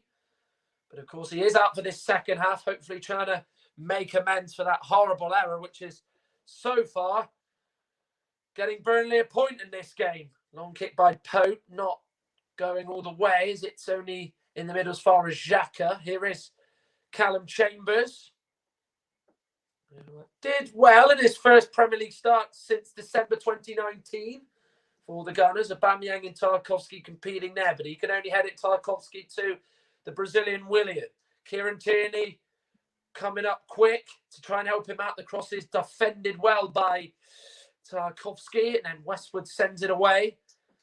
The second ball takes Xhaka aback. Here's Vidra. Now to Johan Berg Goodmanson, who's gone from a long sleeve shirt to a short sleeve shirt in the second half. Brownhill now in the middle of the pitch to Westwood. Floats the ball in. Nice take for Bernd Leno. Pretty straightforward stuff for the German shot stopper. Now Ødegaard for Arsenal coming away from the midfield. Nearly 3.5 minutes of the second half played. It's Burnley 1, Arsenal 1. I'm your alternative commentator, Matt Iles. You are listening to Football Commentary Live for this 12:30 clash between Burnley and Arsenal. Here's David Luiz, the Arsenal centre-back, playing it out to the right with Callum Chambers. Martin Ødegaard, the Norwegian, showing a few glimpses of what a good player he can be. Got the nod as Emil Smith-Rowe, of course, is out with an injury that he sustained at Leicester 6 days ago. Here's Willian. Got the assist for Aubameyang's goal inside 6 minutes. He's played it through to Saka here. Ødegaard's in front of him. Decides to go back to Willian. It just felt that the pass wasn't on. Saka gets it back. Cross goes in. It has stayed in play. Burnley, though, do defend it and don't stop. Did see the Arsenal player stopped as Saka put that ball back in. Here's Partey. Ødegaard tried to give it back to Partey, but unfortunately the Ghanaian was not on the same wavelength. Not back to Ben Mee, who clears it up the pitch.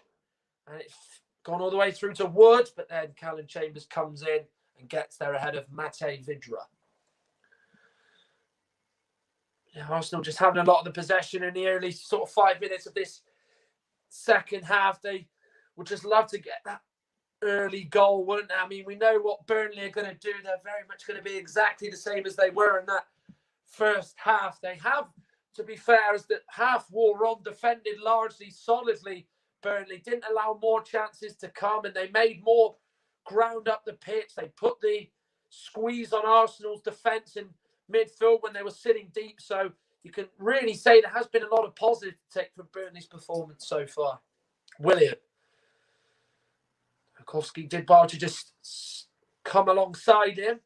Xhaka getting there and playing it to Willian. Aubameyang, Ødegaard are the two alongside him. He's played to Ødegaard. He now goes to Bukayo Saka. Might go on his left foot here. He does go on his left foot. Gets the shot away. Well blocked by Ben Mee, who kept his arms by his side there. Ødegaard gets the shot away, but it's saved well by Nick Pope. Yeah, it's come to Ødegaard. He's flashed it at Nick Pope. It's always difficult for a keeper there when you've got a crowd of bodies there. But it has just actually gone through the entire bodies there. There was a big gap that was created there. And that's quite straightforward for Pope actually to save from. Louise away, but there's a flag raised against Chris Wood. Scott Ledger, the linesman on that right-hand side, quick to put his flag up. Well, remember, the action doesn't stop on commentary live. Kieran Riley will be your alternative commentator as Aston Villa entertain Wolves in that 5:30 game at Villa Park. Villa looking to do the double over Wolves in the Premier League this season. Is it found Taylor from McNeil's pass? Saka concedes a corner as he raced back in the nick of time to get there ahead of Charlie Taylor. Yeah, it was a real teasing ball forward there by Dwight McNeil. Taylor was racing onto it. Saka, though, well aware that it was going to be intended for Taylor and just did well to just clear it out for a corner. It's the first one of this second half, remember.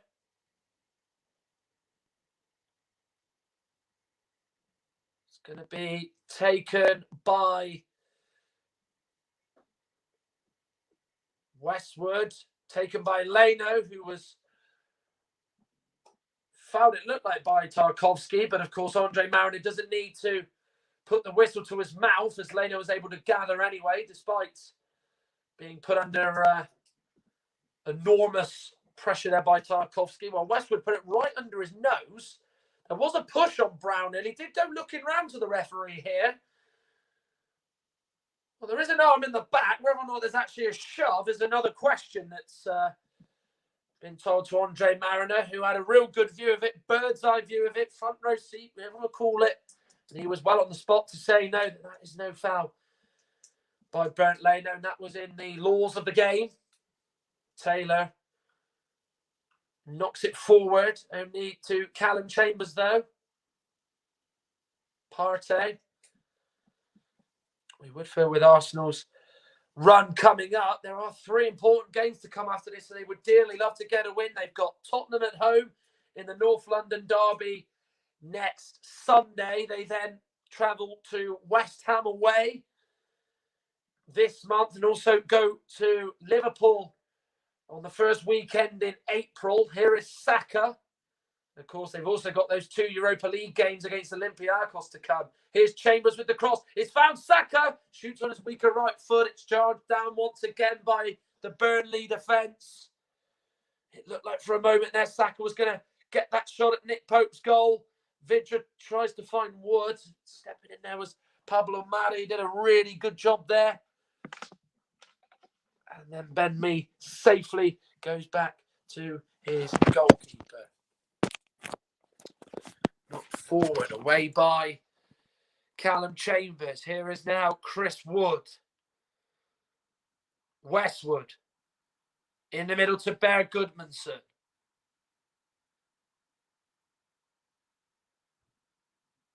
Westwood again. Tarkowski. Loughton.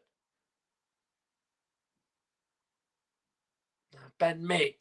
Look how high Burnley's defence are. And look at how high Arsenal's attack are as Saka makes the foul on Charlie Taylor and becomes the first player in the book. He was rash there, was Bukayo Saka. Showed a lot of intent to win the ball. Taylor was smart there as he just got that first touch in, got it away from Saka, who could just not stop at the vital moment and has fouled his man. And has conceded the free kick. So a chance to pump it in. Eric Peters looks like he's going to be ready to come on for Burnley. Per Goodmanson. Westwood. Per Goodmanson on it once again. Now to Matt Lowton. Burnley been the better in the opening 10.5 minutes of this second half, but the ball is a poor one and easy for Leno to catch. Chambers has it from the throw out. Remember, if you don't have Twitter and you can't follow our page at Commentary Live 1, you can follow our Facebook page, which is Footcom Live. It's facebook.com/Footcom Live. Ødegaard with the shot, blocked by McNeil. Westwood will send it away. David Luiz gets it from Pablo Mari.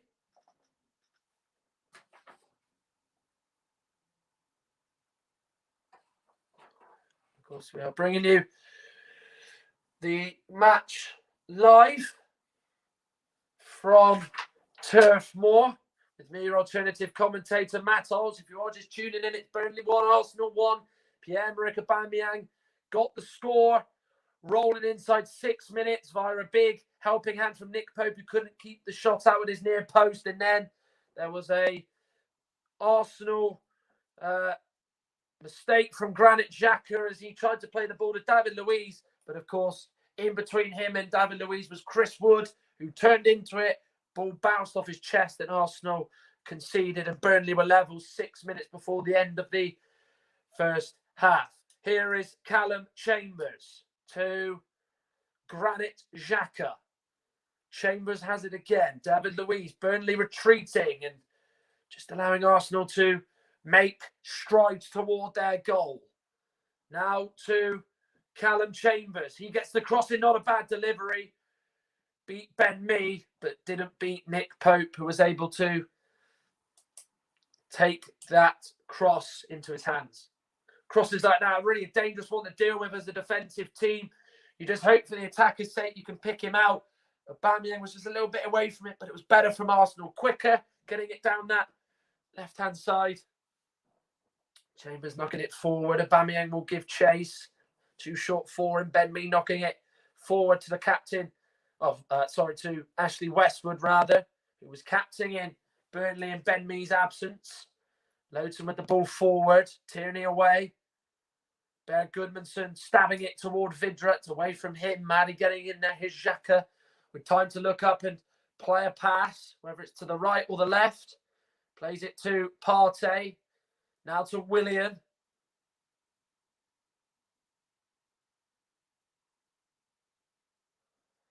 He now gives it to Kieran Tierney. Can't find anyone in the Burnley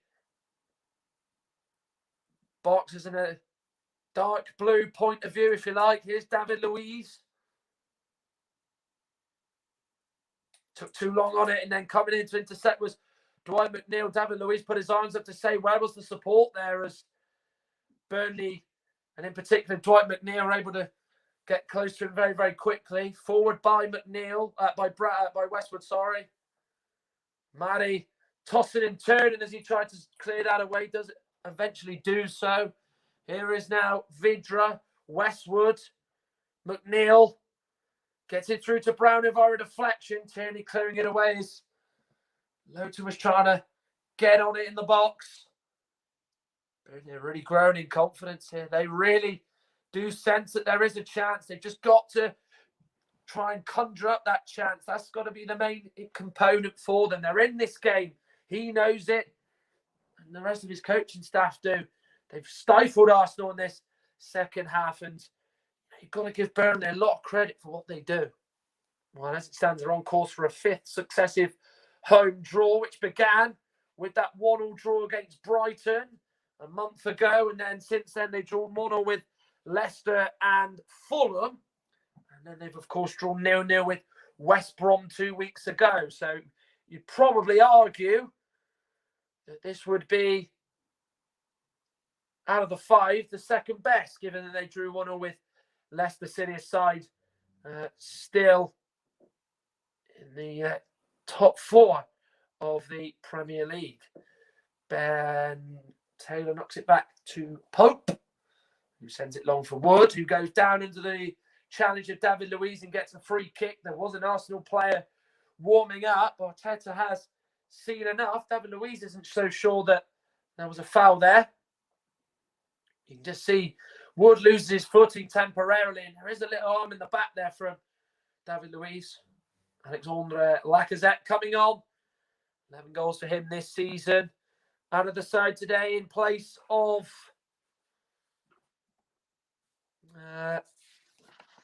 Bukayo Saka, who came in. Of course, Pierre-Emerick Aubameyang also, well, he came in for him, rather as Saka was in place of Nicolas Pepe, who's also on the bench today. Here's Dwight McNeil, though, he's going to bring it toward the Arsenal byline. Not got a lot of room to go on the outside of Chambers. Instead, knocks it back to Taylor. Josh Brownhill to me. Tarkowski. Easy for Leno once again. They're starting to try and use Chris Wood a little bit more, aren't they? Burnley, big man, big presence there, as we know. Somebody will try and cause a problem and try and be a real nuisance on the physical side for those Arsenal defenders. Saka chasing with Taylor. He fouls in there. Saka, remember, has been booked. Certainly not a yellow card offence as Taylor wins a free kick. Yeah, the chase was on there. Taylor's just waiting there. He knows if he gets the touch in there, Saka's going to come in and most definitely foul him. Final instructions from Arteta for Alexandre Lacazette. I'd imagine this would be for either Ødegaard or Willian. We're about to find out now. It will be Martin Ødegaard to come off. His afternoon's over after 63 minutes. So Alexandre Lacazette, who's already got double figures this season, 11 in total, is coming on to try and change the Gunners' fortunes here and fire them to a winning position. And Burnley are also going to make a change. Eric Peters is coming on. Charlie Taylor will depart for the Dutchman. Of course, they've really contested that left-back spot very, very well, haven't they, a pair of them this season? And Peters on in Taylor's place. Yeah, you can't help but feel that's probably a little niggling injury that's plagued Charlie Taylor there. But Peters is coming on. You could probably say slightly better going forward, probably a bit of a better delivery. Vidra and Mari challenging amongst one another. Best kick by Leno. Here's Westwood. Maybe just did a little bit too much there as he tried to get into a really good position to shoot. Leno was very fortunate that nothing came of it. Arsenal, though, swarming forward. Is Aubameyang coming from the left. Gives it to Willian. He was closed out with the angle from the shot there. It was a real acute one, as he had a crowd of bodies in front of him. Tierney will cross in, looking for Lacazette, who's trying to get involved straight away, but the offside flag is raised by Eddie Smart down on that left-hand side. Yeah, Aubameyang, he comes in from the left. You think he might get the shot away, but then you've got Tarkowski and Lowton just standing in his way. Willian was the man who was offside as he received the pass from Pierre-Emerick Aubameyang. Well, it might have just seen a few tweaks with Lacazette coming on. Aubameyang might have just maybe shifted out to the left, and he's possibly going to put Lacazette down the line, down the middle, playing as his number's sake, says on the back of his shirt. Away by Lowton. Xhaka sending it forward. Tarkowski under pressure from Aubameyang, but he's able to just calmly see that out of play. It does look like he's going to get some sort of treatment from the physio there, Charlie Taylor. He has got ice around the back of his thigh. Of course, he has suffered injuries this season as Charlie Taylor. suffered the problem of having a thigh injury already. And whilst one player has got another injury that he's once again sustained, it's nice to see one player coming back from an injury. Robbie Brady will be introduced very shortly. He's missed the last 3 games with an injury. 1 Premier League goal this season for the Irishman. Saka has got to be careful. He's walking a thin line. There's only so many warnings that Andre Mariner can take. He did just go crashing into Eric Peters there. He's got to really slow down going into challenges. He's a player who's very hard on his sleeve, very intent on trying to win the ball back, and has done in this second half. But of course, one more bad challenge and one more little collision might see Andre Mariner lose patience and decide to be less lenient with him. Westwood, on the second touch, gets the ball in, away eventually by Chambers. McNeil. Brownhill has it. Now with Peters. Ben Mee to Brownhill.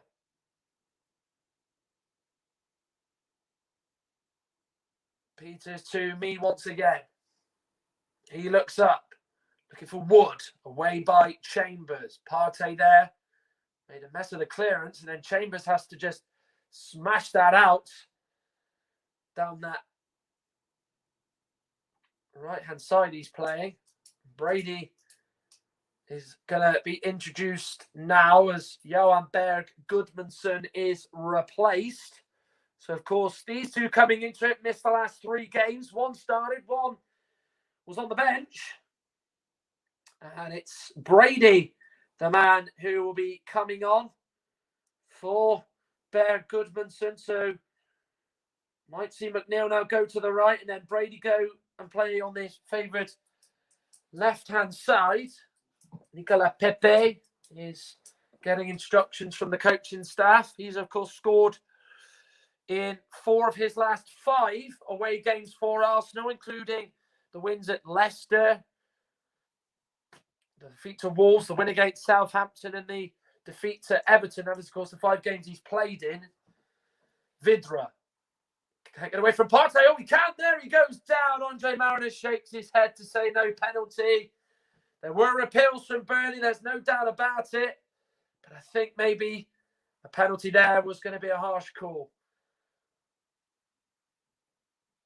Vidra turns away from Partey. Just manages to wriggle away from him. He does that part while Saka's there. He just stands up to Saka. No swipe at him from behind. He did very, very well there, the number 7. Brady. First touches for him on his return from injury. Here's Eric Peters. Ben Mee. Peters once again. Here is Chris Wood in space as he comes short for it. Dwight McNeil, who's staying out on that left-hand side. Not the best cross in by the Burnley number 11, and he knows it himself. Here's the shot again. Wow, it looks like on first glance, Vidra might just kick the foot of Saka. Yeah, he does. Certainly not a penalty. And Nicola Pepe will now be introduced. Williams' wait to score for Arsenal goes on. And on goes Nicola Pepe, who, unlike Willian, has not found scoring goals a problem. 8 for him this season. He's already matching the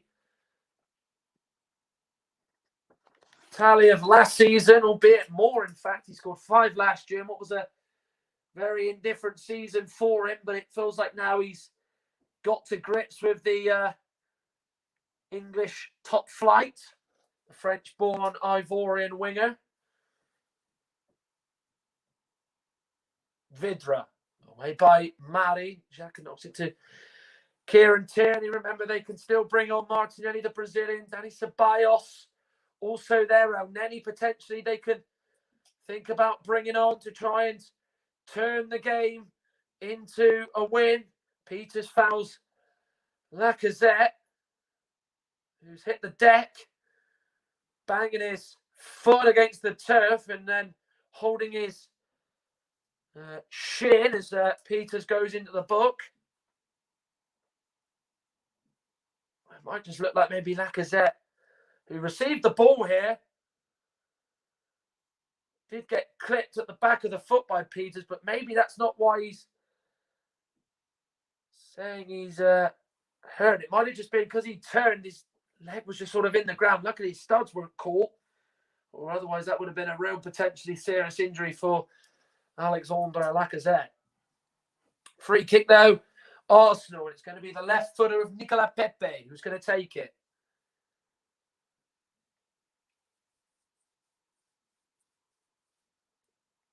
Can you pick anybody out in dark blue?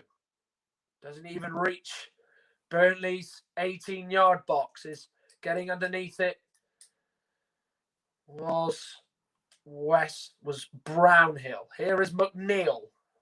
Out to the right with Matt Lowton. Do Burnley hold on to what they've got, or do they just think about maybe now trying to push on up the pitch? Ball in by Brady, well defended there by Xhaka, and then cleared away there by Kieran Tierney, as Vidra was looking to just try and get on the end of it there. 19 and a half minutes to go.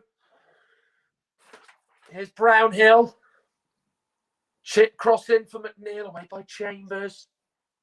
Peters to McNeil again.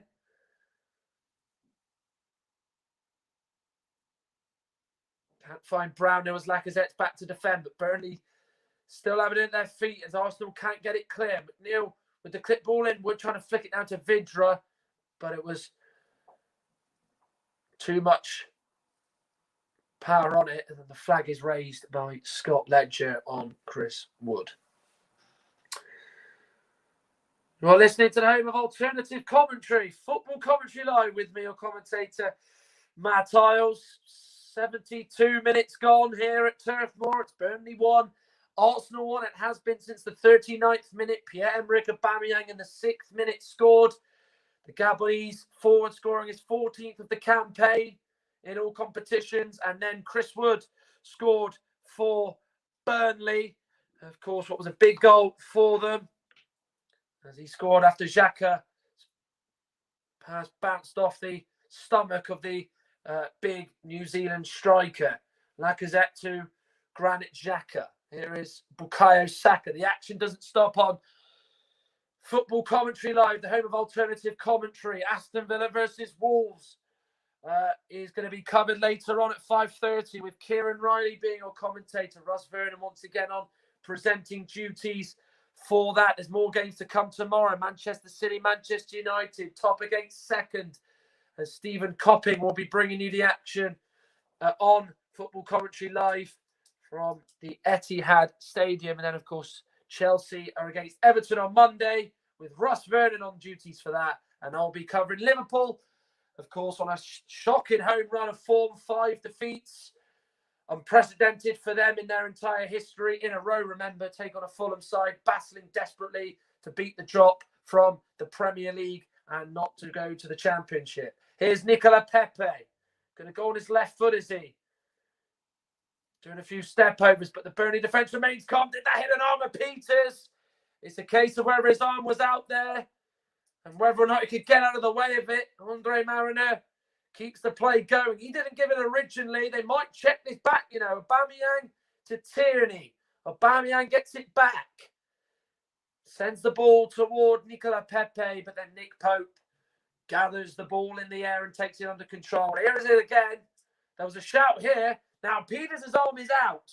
And we have seen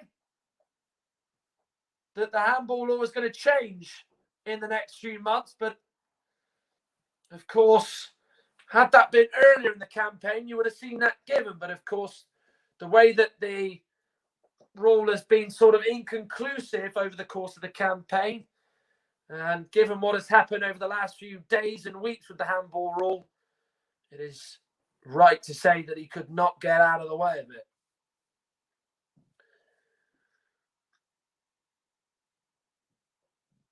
Xhaka, Saka, Lacazette.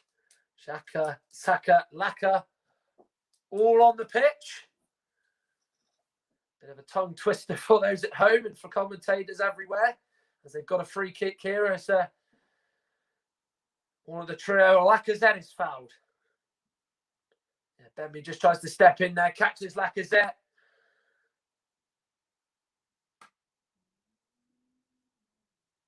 Well, I think that is the way the handball rule is. It is always going to be up for debate, isn't it? Whether that is a penalty or not. Whether he can move out of the way is the big question. His arm is out, but of course it is so close to where Pepe sort of hit it against him. It is really hard to give that as a referee, but of course we have seen them given, as I earlier alluded to. Xhaka centrally will no doubt clip this free kick in the hope of Arsenal trying to regain the lead with the last quarter of this game to go. In by the Swiss midfielder. Underneath it is Chris Wood. Here's Partey trying to drive into the Burnley box. Now challenged there by Pepe on Peters, and it's a Burnley throw. Well, Burnley's next 5 games, they've got Everton away to come next weekend, and then they travel to Southampton. Of course, they have a break in the Premier League, of course, with the March internationals coming up. And then, of course, in April, they go to Southampton away. They play Newcastle at home, which could be a real pivotal game potentially. And then, of course, they might be playing Manchester United, should, of course, United go through into the FA Cup semi-finals on the weekend of the 17th of April. And, of course, should they go through the Red Devils in their quarter-final game against Leicester, it would see the game have to be moved.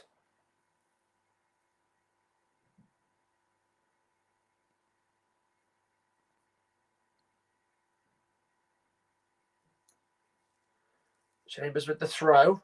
Away by Peters, who's got his head to it. Wood and McNeil trying to play a 1-2 amongst each other down the left-hand side. Peters through to McNeil. Pepe's closing him down. The cross from McNeil stands up in the air after it comes off Pepe. Away by Luiz. Bit of head tennis going on as the ball can't sit on the ground.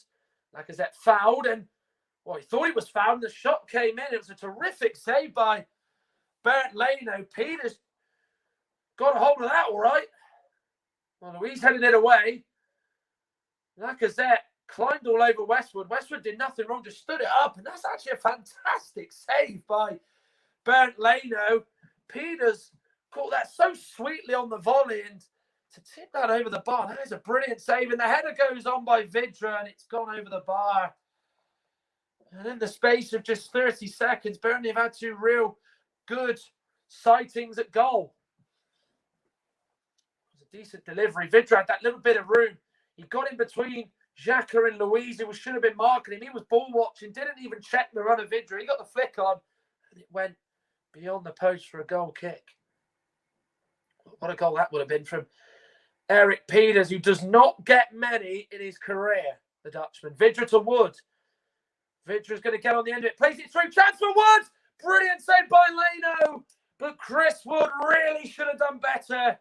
He took it first time, but it's hit against the leg of Bernd Leno, and Arsenal are given the mother of all reprieves.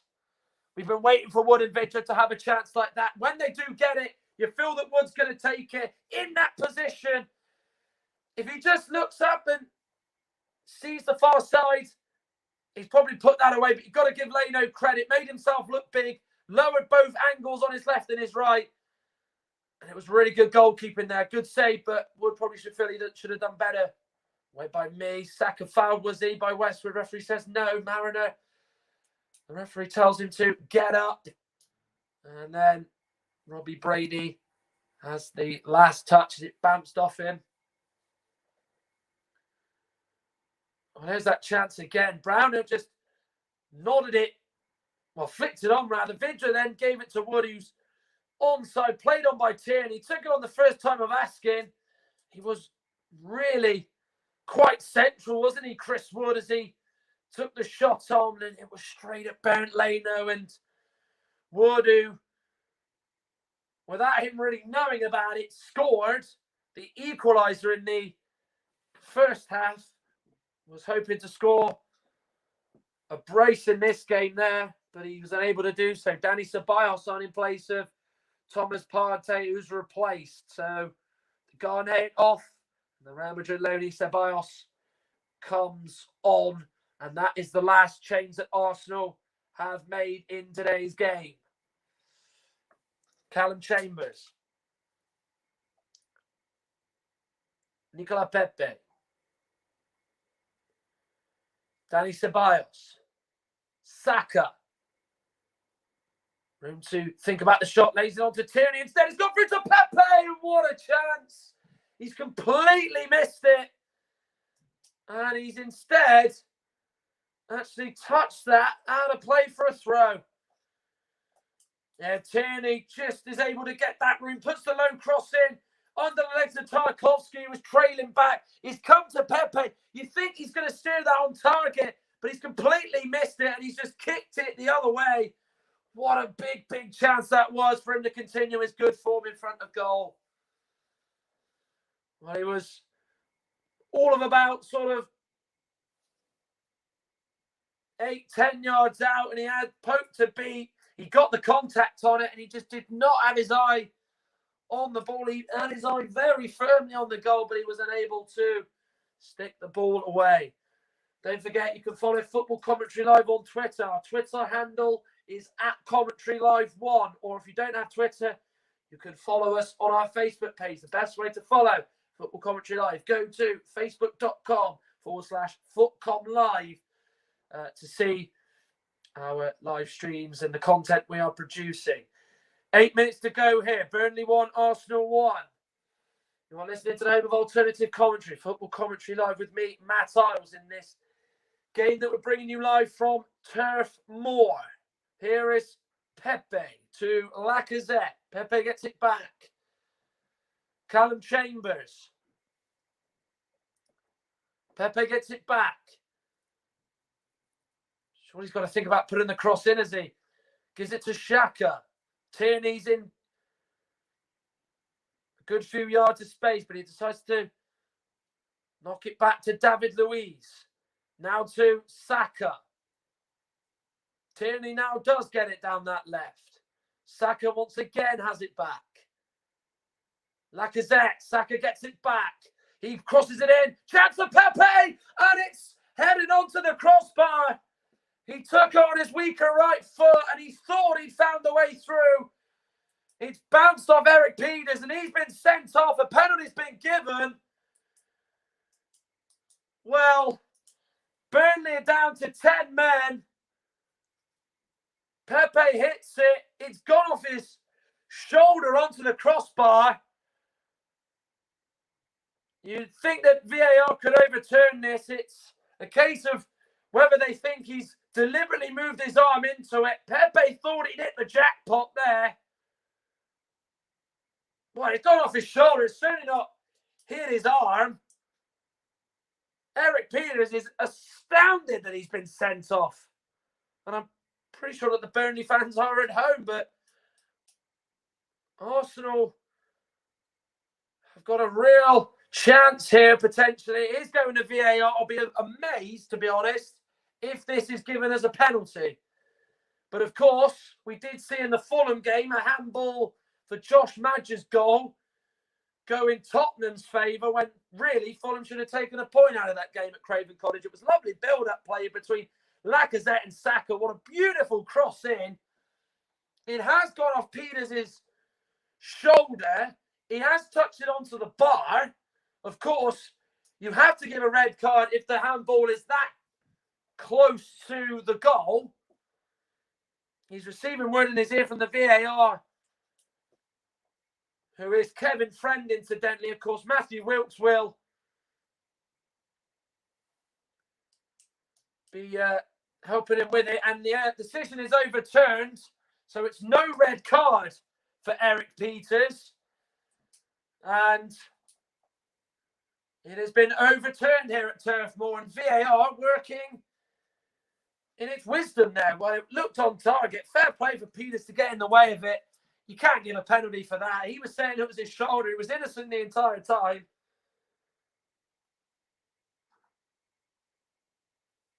And the referee and the VAR, Andre Mariner and Kevin Friend respectively, have got that right. Vidra will be replaced by Jay Rodriguez in the final 4+ minutes of this game. Vidra, as you know, always puts a shift in up front for Burnley. We'll see his afternoon end here.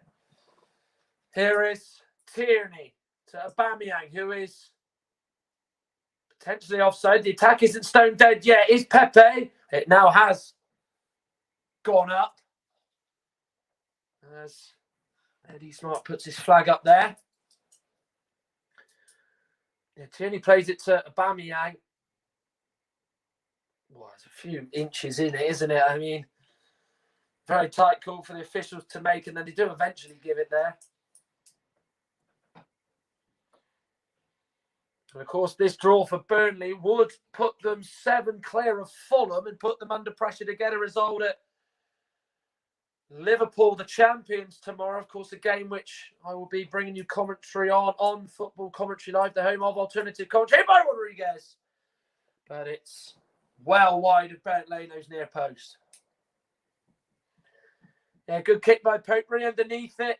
Rodriguez competing with Chambers. It just goes off the side of Rodriguez's head, and then he gets the opportunity to get the shot away, and then he fires it wide.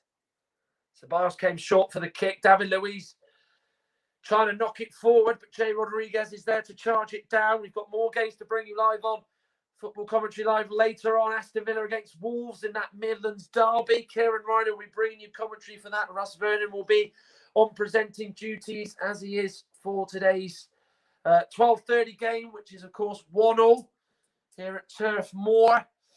Of course, with me, your alternative commentator, Matt Iles, and you are listening to Football Commentary Live. Of course, remember to visit our Twitter page at Commentary Live 1. And then, of course, visit our Facebook page. Go to facebook.com/FootcomLive. We're heading into the final 2 minutes here in Lancashire. Burnley 1, Arsenal 1. Draw. The better for Burnley, but for Arsenal, it would only mean they're 5 behind Liverpool in 7th as they hunt down a place in Europe for next season. Here's Xhaka. Can Arsenal change their fortunes? In particular, Xhaka will be hoping that his team's fortunes can change. Handball against Lacazette as he denies Westwood's pass going through. Westwood tried to take it quickly, but Andre Mariner was having none of it, and they will have to take that once again. Yeah, it's been one-way traffic in the possession in the last 5 minutes. It has belonged to Arsenal, but that won't bother Burnley. You know, the second half, you say that it's probably been a real even contest, hasn't it? They've really more than held their own against this Arsenal team. You know, you've got, the bigger guns on the pitch. You know, your Saka, Aubameyang, Lacazette, and Pepe on the pitch. The 4 attacking players, probably the best 4 that they've got at the club, given not just form, but the way they play. Tarkowski up from the back, can't quite nod that on. Tierney's clearance bounce off the Ceballos. Rodriguez tried to get the shot away. Vital foot in there by the Arsenal defence. He took it on the chest and looked like he was going to hit that on the volley, did the Burnley number 19, but in the way of it with the Arsenal defence, shielding him out and stopping him getting a shot toward Bernd Leno's goal. Here's Callum Chambers. Now Nicola Pepe. The Ivorian has been heavily involved in the action since he came on in the 69th minute. He's had a penalty against him overturned. He had a potential penalty beforehand with Peters, not given for him. And, of course, he miskicked a chance laid onto him from Kieran Tierney's low cross down the left-hand side. Xhaka to David Luiz. Fancies a pop. Hits off Brownhill. McNeil is fouled by Pepe, who pulls on his shirt. And it's a Burnley free kick inside their own half, which they will welcome. No doubt about it. Yeah, Rodriguez gets it beautifully on the chest. Vital foot in there by David Luiz. Just as Rodriguez is about to take aim. 4 minutes added on here at Turf Moor. To find a winner, perhaps. Of course, Burnley 6 days ago against Arsenal's deadly rivals Tottenham were out of the game by now, well out of it. They were 4-0 down. But of course, fast forward, and they're faring better against the red half of North London. Whilst Arsenal have got a real key set of games to come in both the Europa League and the Premier League. They look like they're going to be beginning March with a draw. And you've got to give credit to Burnley as well for the fact, as they win a free kick there, as Peters is pulled back by Chambers, that they, of course, played on Wednesday. Arsenal had the ability to have the rest for 6 days in preparation for the game. Burnley were able to play against Leicester on Wednesday, and it hasn't shown at all. Well, still yet to beat Burnley as a manager. Of course, he's only faced them twice as Arsenal boss, and he's yet to, going into the game, yet to score with his Arsenal team. Different with Aubameyang's 6-minute strike, but of course the winless run goes on, as it will look like that Burnley are going to take 4 points from the Gunners in the Premier League this season. But of course, they've got to hold out for 2 more minutes. Burnley are on course for a 5th consecutive home draw, and in those 5, 4 of them have been 1-1s. Here is Pablo Mari to David Luiz. Look at how high Chambers and Tierney are almost playing with a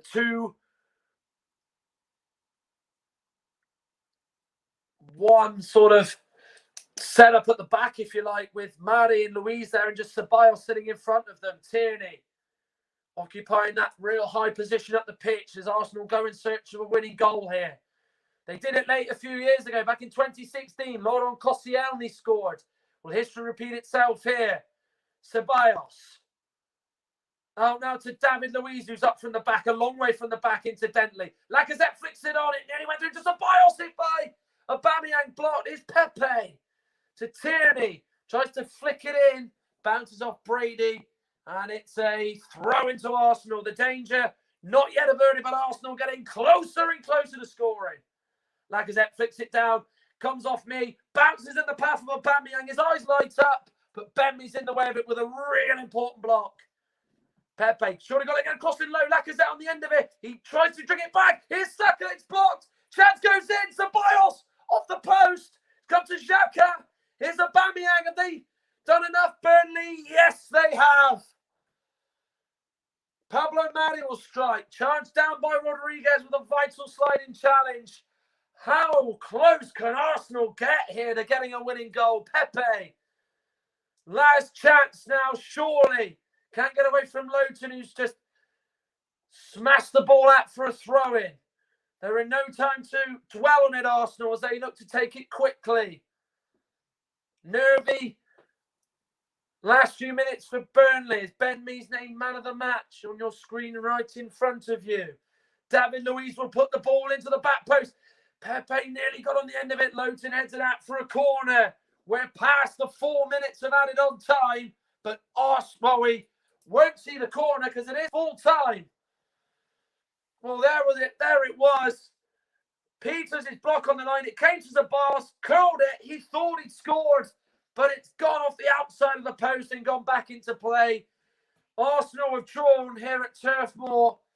Pierre-Emerick Aubameyang scored inside 6 minutes, his 14th strike of the campaign. Got the Gunners rolling, albeit from Nick Pope, helping it on its way in. And Granit Xhaka, whose poor pass intended for Luiz was sniffed up by Wood, bounced off the New Zealand forward and into Bernd Leno's net. VAR was in use when Eric Peters thought, according to Andre Mariner, he handled the ball on the line. Instead, he sort of shouldered the ball onto the bar. And, of course, the straight red was overturned and was not even given as a second yellow card. It's Burnley's 5th successive draw at home, their 4th 1-0 in that period. Arsenal and their bid for European football really doesn't move into gear and instead misfire at Turf Moor. It's finished Burnley 1, Arsenal 1. Thank you very much, Matt. And Matt, just before you go, who was your man of the match this afternoon? It's very difficult to say. I mean, obviously, Ben Mee got it with his superb performance at the back for Burnley. And I really wouldn't put it past him. I thought he had an excellent game. You know, he made some vital blocks. I mean, he made that great block on the line, didn't he? So I'd probably have to say him. I mean, Eric Peters as well, a special mention to him. He came on, did a terrific job, didn't he? When he came on, he made that superb block on the goal line to stop Pepe from scoring. It looked like he was going to get sent off, didn't it? But, you know, what a commendable bit of defending it was. So Ben Mee was man of the match. But I thought Burnley, to a man, put a superb shift in against an Arsenal side that were really, really good themselves. But, yeah, full compliments to Burnley for the draw. And, yeah, Ben Mee, fully deserving of his man of the match for me. Thank you very much, Martin. Hopefully you enjoyed that one today, Martin. It's been good to have you made your debut on the channel this afternoon. Oh, it's a pleasure. Thank you for having me on. And, you know, hopefully it was good for the listeners and the audience at home or wherever you are. And I really enjoyed it. And I'm looking forward to doing some more, like I am tomorrow, actually, with Liverpool against Fulham as well. Well, I'll see you then anyway. And, yeah. Yes, sir. Thank you very much, Matt. And we'll let you go now, mate. Thank you very much for joining us today. Yeah, not a problem, Russ. Thank you very much. So there's Matt gone now, and I'm going to fetch up first our Arsenal fan and Mike Orneman and fellow commentator here on Football Commentary Live. Good afternoon, Mike. How are you doing, mate? You okay? Afternoon, Russ. Yeah, not too bad, mate. That is frustrating for me. That's 2 points dropped. I thought we were a better side. I thought we were the side that, you know, were creating the more of the clear-cut chances. And I believe that, you know, on another day, we'll be sitting here with another 3 points rather than just the one that we're settling for. So, unfortunately, we have to settle for what we've got. But it looked so much brighter when obviously we went 1-0 up very early on through Aubameyang, and then on the back of that, we weren't able to really kick on and get that second. You know, we had the one through Aubameyang, the one through Saka, one through Thomas Partey on the edge of the area as well. And then obviously Granit Xhaka and Bernd Leno there for that equaliser. Yeah, I don't know what they're doing, the pair of them, to be honest. Granit Xhaka, you know, Matt said it on the commentary as well. And, you know, I want to give him props as well for a fantastic job that he did. You know, he can't play that ball on to David Luiz there when it's a ball that's not on. And, you know, you can't play your sort of fellow defender or your defensive, you know, centre-back there into that kind of problem. And, you know, people are saying Bernd Leno is more at fault for just giving it to Granit Xhaka there, which I do kind of see where they're coming from, because, you know, the goalkeeper should just be able to smash it down the field and, you know, just, you know, stop the Burnley player from getting that opportunity. But at the same time, you know, if you give the ball to Granit Xhaka there, you know, Bernd Leno as the keeper has been told to play out from the back. That's what Mikel Arteta wants him to do. So Granit Xhaka's got to be expecting that short, and then he's the one that's got to just smash it down the field, or, you know, play a short, simple ball that's on, rather than trying to play it across the goal and try and play it to David Luiz there. And it's basically, you know, put us into all sorts of trouble, isn't it? So, yeah, I think there's 2 points dropped for sure, that one. Yeah, and Matt, would you agree with what Matt on the TV said with Ben Mee being the man of the match overall today? Yeah, I thought he had a good game. I thought he put in a shift for sure. In regards to the 2 penalties, I think the first one for me is a penalty. I think it's hit his hand not once but twice. The original one, I think Pepe would have been soft, but then it kind of bounced back, and then Pepe had another go and it hit his hand there. So for the second one, that's a penalty for me. But in regards to the other one, it's 100% the right decision to overturn it as well. You can see there that it's not hit his hand, and a penalty and a red card was definitely would have been harsh on Eric Peters on that occasion. So that's a correct one to overturn. But Burnley fans couldn't have complained too much if it was given, and maybe just taken the red card off, because they were fortunate, in my opinion, not to be given the penalty earlier on in that half as well. Yes, and before we continue having a chat about this game, Mike, and looking at the chances which Arsenal created and Burnley created as well, Mike, just wanted to say the full-time score in the lunchtime kickoff in the Sky Bet Championship has finished Watford 1, Nottingham Forest 0, so fantastic result there for Watford in their quest to try and get back into the Premier League at the end of this season. Latest scores in League One, there's a game on 68 minutes, that's Gillingham 1, Ipswich Town 1. Ipswich have just equalised on 65 minutes through Luke Chambers. I almost said Callum Chambers there, but he played Talking of what I will say in regards to Callum Chambers, though, is it's great to see him back. It's great to see him getting 90 minutes as well. I thought he did a good job at right back, to be honest. Yes, and also in Sky Bet League 2, current score is Exeter City 4, Leyton Orient 0. And that's some of the early kickoffs as well. I'm just gonna ask you a quick question now, Mel. If you go back to the starting lineups for Arsenal today, so I'll just put that on the screen there, because that was the Arsenal team today. Was any of those players, in your opinion, worthy of an Arsenal man of the match? If you're looking at it in an Arsenal perspective, with an overall man of the match to Ben Mee, but what about the overall man of the match from an Arsenal perspective? Who would you say there was the Arsenal standout man? I thought Bukayo Saka put in a good shift today, as always. I thought he looked bright and lively, and I'd probably go Saka from an Arsenal perspective. Yeah. Yes, and just going to say a quick hello to someone who's just joined us, Mike, over on YouTube. You'll have seen him on JB's channel. It's a new Caton 2009. Good afternoon to us. I hope you're doing okay, new Caton. And Caton is going on to say, great second half to watch. And if you missed the first half, it was a great first half as well. And you can listen back to this commentary, which was brought to you by Matt Iles this afternoon.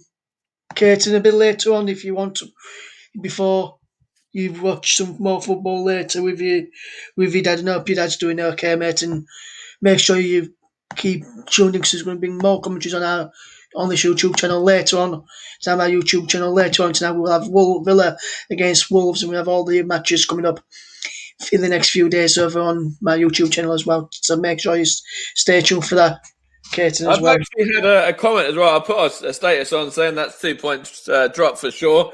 And Eddie has put a message on that, which I want to read as well, saying we should have had a penalty for the original one that I spoke about with Nicola Pepe, that the handball, not the one on the goal line, but the very first one that didn't even get looked at by VAR.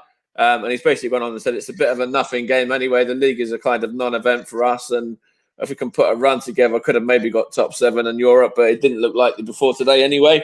And we were focusing on Europa League, and of course we've got that big game on Thursday against Olympiacos, and we've really got to try and put that one to bed as quickly as possible, because we were very fortunate in the end to get past Benfica last time out as well. Yes, and let's just ask you a quick question as well. Wouldn't Vidra today, what did you think to their performance up against the likes of David Luiz and Pablo Mar? Do you think they put your defence under a bit of problems at times today? Yeah, I thought that was a couple of really good opportunities for that one in the second half, in particular for Chris Wood. That was a great save from Bernd Leno. But I thought Wood was probably the livelier of the two. Obviously, he got himself a goal just from being in the right place at the right time, really. And I believe that Vidra was dealt with quite well. Wood was obviously the one who got the goal, and probably should have had a second really as well. But Bernd Leno made that fantastic save. And obviously, he made that save from Eric Peters as well in the second half. So it wasn't obviously one-way traffic, but as I said before, it's 2 points dropped in my opinion, and we've got to be looking at getting 3 points there. Whereas Burnley are going to be delighted; they've got 4 from 6 from us this season, so it's great for them. Yes, and going on to looking at the next game now for Arsenal is in the Europa League, Mike, against Olympiacos on Thursday night at 8:00. How do you see that game going? Do you think any of those who was on the bench today for Arsenal, the likes of Lacazette, Martinelli, Pepe, Ceballos, Elneny, Gabriel, Holding, Bellerin, and maybe Ryan will probably get a game in midweek? I don't think we'll change it too much because obviously, as I just said there, we have to kind of focus on the Europa League to get through to potential Champions League, although it's not going to be easy with other sides that are in there, like Milan, like Ajax as well, and obviously Manchester United is still there, and of course North London rivals Tottenham as well, who are all going to fancy their chances, when they come up against us, no doubt. But yeah, I think I don't see us making too many changes for Thursday's game. There might be one or two. I thought Pepe looked bright and lively when he come on.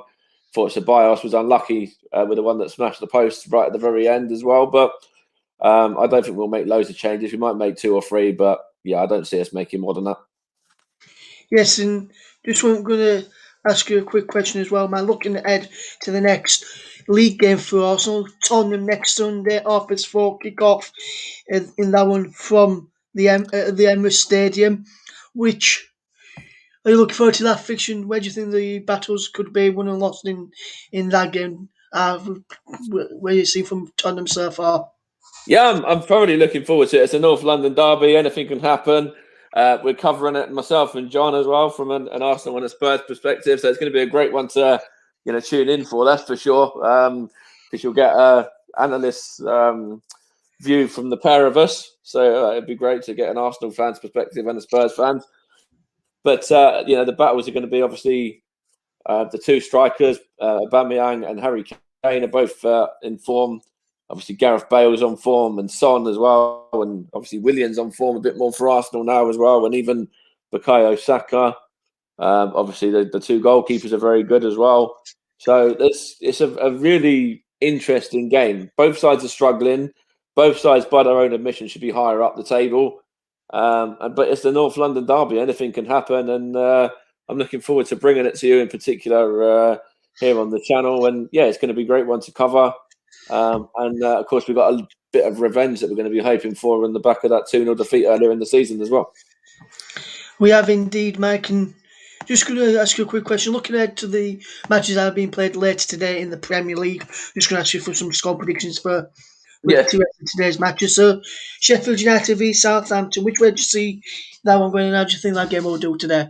Well, Sheffield United have started, picking up a few results lately. They've got a very good win actually in midweek on Thursday night, and I think it was Wednesday night if I believe correct actually. And I think they've started to pick up a few results. Southampton are a bit hit and miss. They've got a lot of talent in their ranks there with Ings and Ward-Prowse in particular. They're 2 creative sparks there. I think Southampton will just nick it. I'm going to go for a 2-1 scoreline to Southampton in that one. Yes, and then the one later on with Kieran Riley bringing the commentary of Aston Villa against Wolverhampton Wanderers. Which way do you see that game going, Mike? Do you think Wolves will win that one, or do you think Villa will do the double over the Midlands rivals? I've got to be honest. I've got Ollie Watkins and I've got Emmy Martinez as part of my fantasy football team. So I'm hopeful of a Villa win, just for that, really. And I can see it being another close one again. I reckon there'll be maybe 1 or 2 goals either way. So I'm going to go for a 3-1 victory in favour of Aston Villa this time. And then the final one for today, man, we won't go through tomorrow's matches. We'll just go through ones that we've got coming up today. The final one that's on later on this evening, which we won't be bringing you commentary of the 3 o'clock or the 8 o'clock game, guys. But the one at 8 o'clock. Hold on a minute, Rush. You're not going to ask me for my predictions of Bayern Munich and Borussia Dortmund, the main game of the evening. I'll ask you for that one in a minute, but I'm going to go through the Premier League ones. I'll go through the Premier League first, man. That's why I said we're not going to ask you for any of tomorrow's Premier League matches. That's right, mate. I'm only joking. The main game kicks off in 24 minutes, actually. It's at the Lambeck Stadium, but yeah. So, at 8 o'clock, mate, tonight it's Brighton and Hove Albion against Leicester City. Leicester picking up a bit of form in recent weeks. We're lucky against Arsenal, did well against Arsenal last week. How do you think they're going to go on today away at Brighton and Hove Albion, Mike? Well, they've got to bounce back from obviously the Burnley result as well in midweek. So, I think there's a lot of talent on show there for Leicester in particular. and I think they'll nick it. I'm going to go just for the one goal. I think it's going to be Brighton 0, Leicester 1. Yes, and Mel, just as you mentioned there about the Bundesliga, I'll just run you through some of the latest other scores in the Bundesliga tonight before we get your thoughts on the Klassiker later between Bayern Munich and Borussia Dortmund. Yeah, whilst you're doing that, I'm going to go and grab the Stevenage lineup as well, because I want to have a little look over that one of who the Borough are going to be lining up with this afternoon against Harrogate at home. So in the Bundesliga then, it's Borussia Mönchengladbach 0, Bayer Leverkusen 0, Eintracht Frankfurt 0, VfB Stuttgart 0, Hertha Berlin 0, Augsburg 1. That is a goal from Lazaro Benz after just 2 minutes in that game that kicked off at 2:30 this afternoon. Freiburg 0, Leipzig 0, Hoffenheim 0, Wolfsburg 0 as well. And then later we've got Bayern Munich against Borussia Dortmund. And just before I ask you for your prediction on that one, Mike, Gillingham have gone 2-1 up against Ipswich. Vadim Oliver with the goal on 73 minutes. And if any Leeds fans are listening to this, remember Adi Sako, the ex-Leeds winger? I remember Sako, even a non-league fan, I remember him, yeah. He has scored for Denizlispor to make it 3-2 for them over in Turkey against Malatyaspor. Malatyaspor. That's in the 80th minute, so 10 minutes left in that one. And Adi Sako on the score sheet for them. Good to see Sako doing well for himself. A good time at Ellen Road. And that's so good to see former Leeds players doing well, even if I do say so myself. And Mike, the Klassiker this evening in the Bundesliga, FC Bayern München versus Borussia Dortmund, or Bayern Munich versus Borussia Dortmund, whichever way you want to call the game. Yeah. What do you reckon to that game's going to finish there? I'm going to say it's going to be a close one, and I'm going to go for a Desmond. I'm going to go Bayern Munich, FC Bayern München 2, Borussia Dortmund 2 in that one for me. Yeah, of course. They've both got some excellent players on show, haven't they? Haaland for Borussia Dortmund, and of course, there's plenty on show for Bayern Munich as well, and of course, Jadon Sancho for Dortmund is another one as well, amongst others. They've both got ridiculous talent in their ranks and in their squads, and I'm probably with you in the fact it's going to be a draw. I'm going to go. What do I reckon? I'm going to go for a 1-1. I think this time out with that. It'd be interesting to see, because it's I'll be keeping an eye over that whilst obviously having Kieran stream on as well and watching that Villa and Wolves game. So I'll be watching two games this evening. But I think it'll be a draw. I think it'll be a score draw. Yeah. Yes, I think that's as well. We've just had a goal. Hoffenheim have taken the lead against Wolfsburg. Christoph Baumgartner on 8 minutes in that one. And Vadim Oliver's just got to make a Gillingham 3, Ipswich 1 with 10 minutes left to play in that one. The results of those in early kickoffs in League 1 and League 2 will be brought to you just after 5:15 when we go live, and I bring you the full classified check from all of today's matches ahead of the Aston Villa versus Wolves game this evening. So just want to say thanks to Matt for a brilliant, excellent commentary. Yeah, I want to say that as well. I thought Matt was great today. I thought it was, fantastic. I put him on rather than listening to the BT nonsense, because I can't stand their commentary team. And I'm grateful that he did it, because it was a thoroughly enjoyable listen. Yeah. And also I enjoyed listening to and thanks to Mike for joining me with his comments at the end of the game as well. We'll be back around about 5:15 with the commentary or alternative commentary with Kieran Riley as Aston Villa take on Wolves. And I just want to quickly run you through the Stevenage and Harrogate lineups for that game at 3, if that's all right for you, just before we jump off, mate. Yeah, that's fine, Mike. So I'm going to hand over to Mike. He's going to be watching Stevenage at 3 o'clock. So, Mike, what's the team news from Labeck Stadium, where Stevenage take on Harrogate Town? Right, so I'm just going to grab the visitors lineup first of all. In goal, they have Belshaw. Then they've got Fallowfield, Jones, Smith, Burrell, Thompson, Beck, Kerry, Muldoon, McPake, and Power. with Falkingham, Martin, Lawler, Francis, March, and Minter making up the Harrogate Town bench. And then for Stevenage, there's only one change for Stevenage there on the back of that very convincing and fantastic victory over Forest Green, high-flying Forest Green on Tuesday night. Jamie Cumming remains in goal. Luther James Wilding at right back. Ben Coker at left back. Then the three is Scott Cuthbert, Terence Van Kooten, and Luke Prosser, who comes in for the injured Joe Martin. And then Elliot Osborne, Tom Pett, and Chris Lyons are the men in midfield. And Danny Newton and Elliot Liss lead the line with Billy Johnson, Romain Vincelat, Romeo Hutton, Arthur Reed, Jack Aitchison, Matty Stevens, and a return to the bench after injury for Luke Norris as well. Thank you very much, Mike. Michael probably let us know I'll let you know the result of that would have been later on this evening. So make sure you can join in for that. Just a reminder of our man of the match, as well as a TV man of the match today from in this game that Matt watched for us at Turf Moor. It was Ben Mee, the TV man of the match, and also our man of the match as well. And our man of the match is sponsored by Commentary Services. And we'll get Kieran's man of the match from the game this evening between Aston Villa and Wolverhampton Wanderers. But from myself, Matt, and Mike, thank you very much for listening, and we'll see you again soon. Take care. Bye-bye for now. Cheers, everyone. Take care. Have a good afternoon. And, of course, Borough fans, let's hope for another 3 points and another clean sheet on top as well.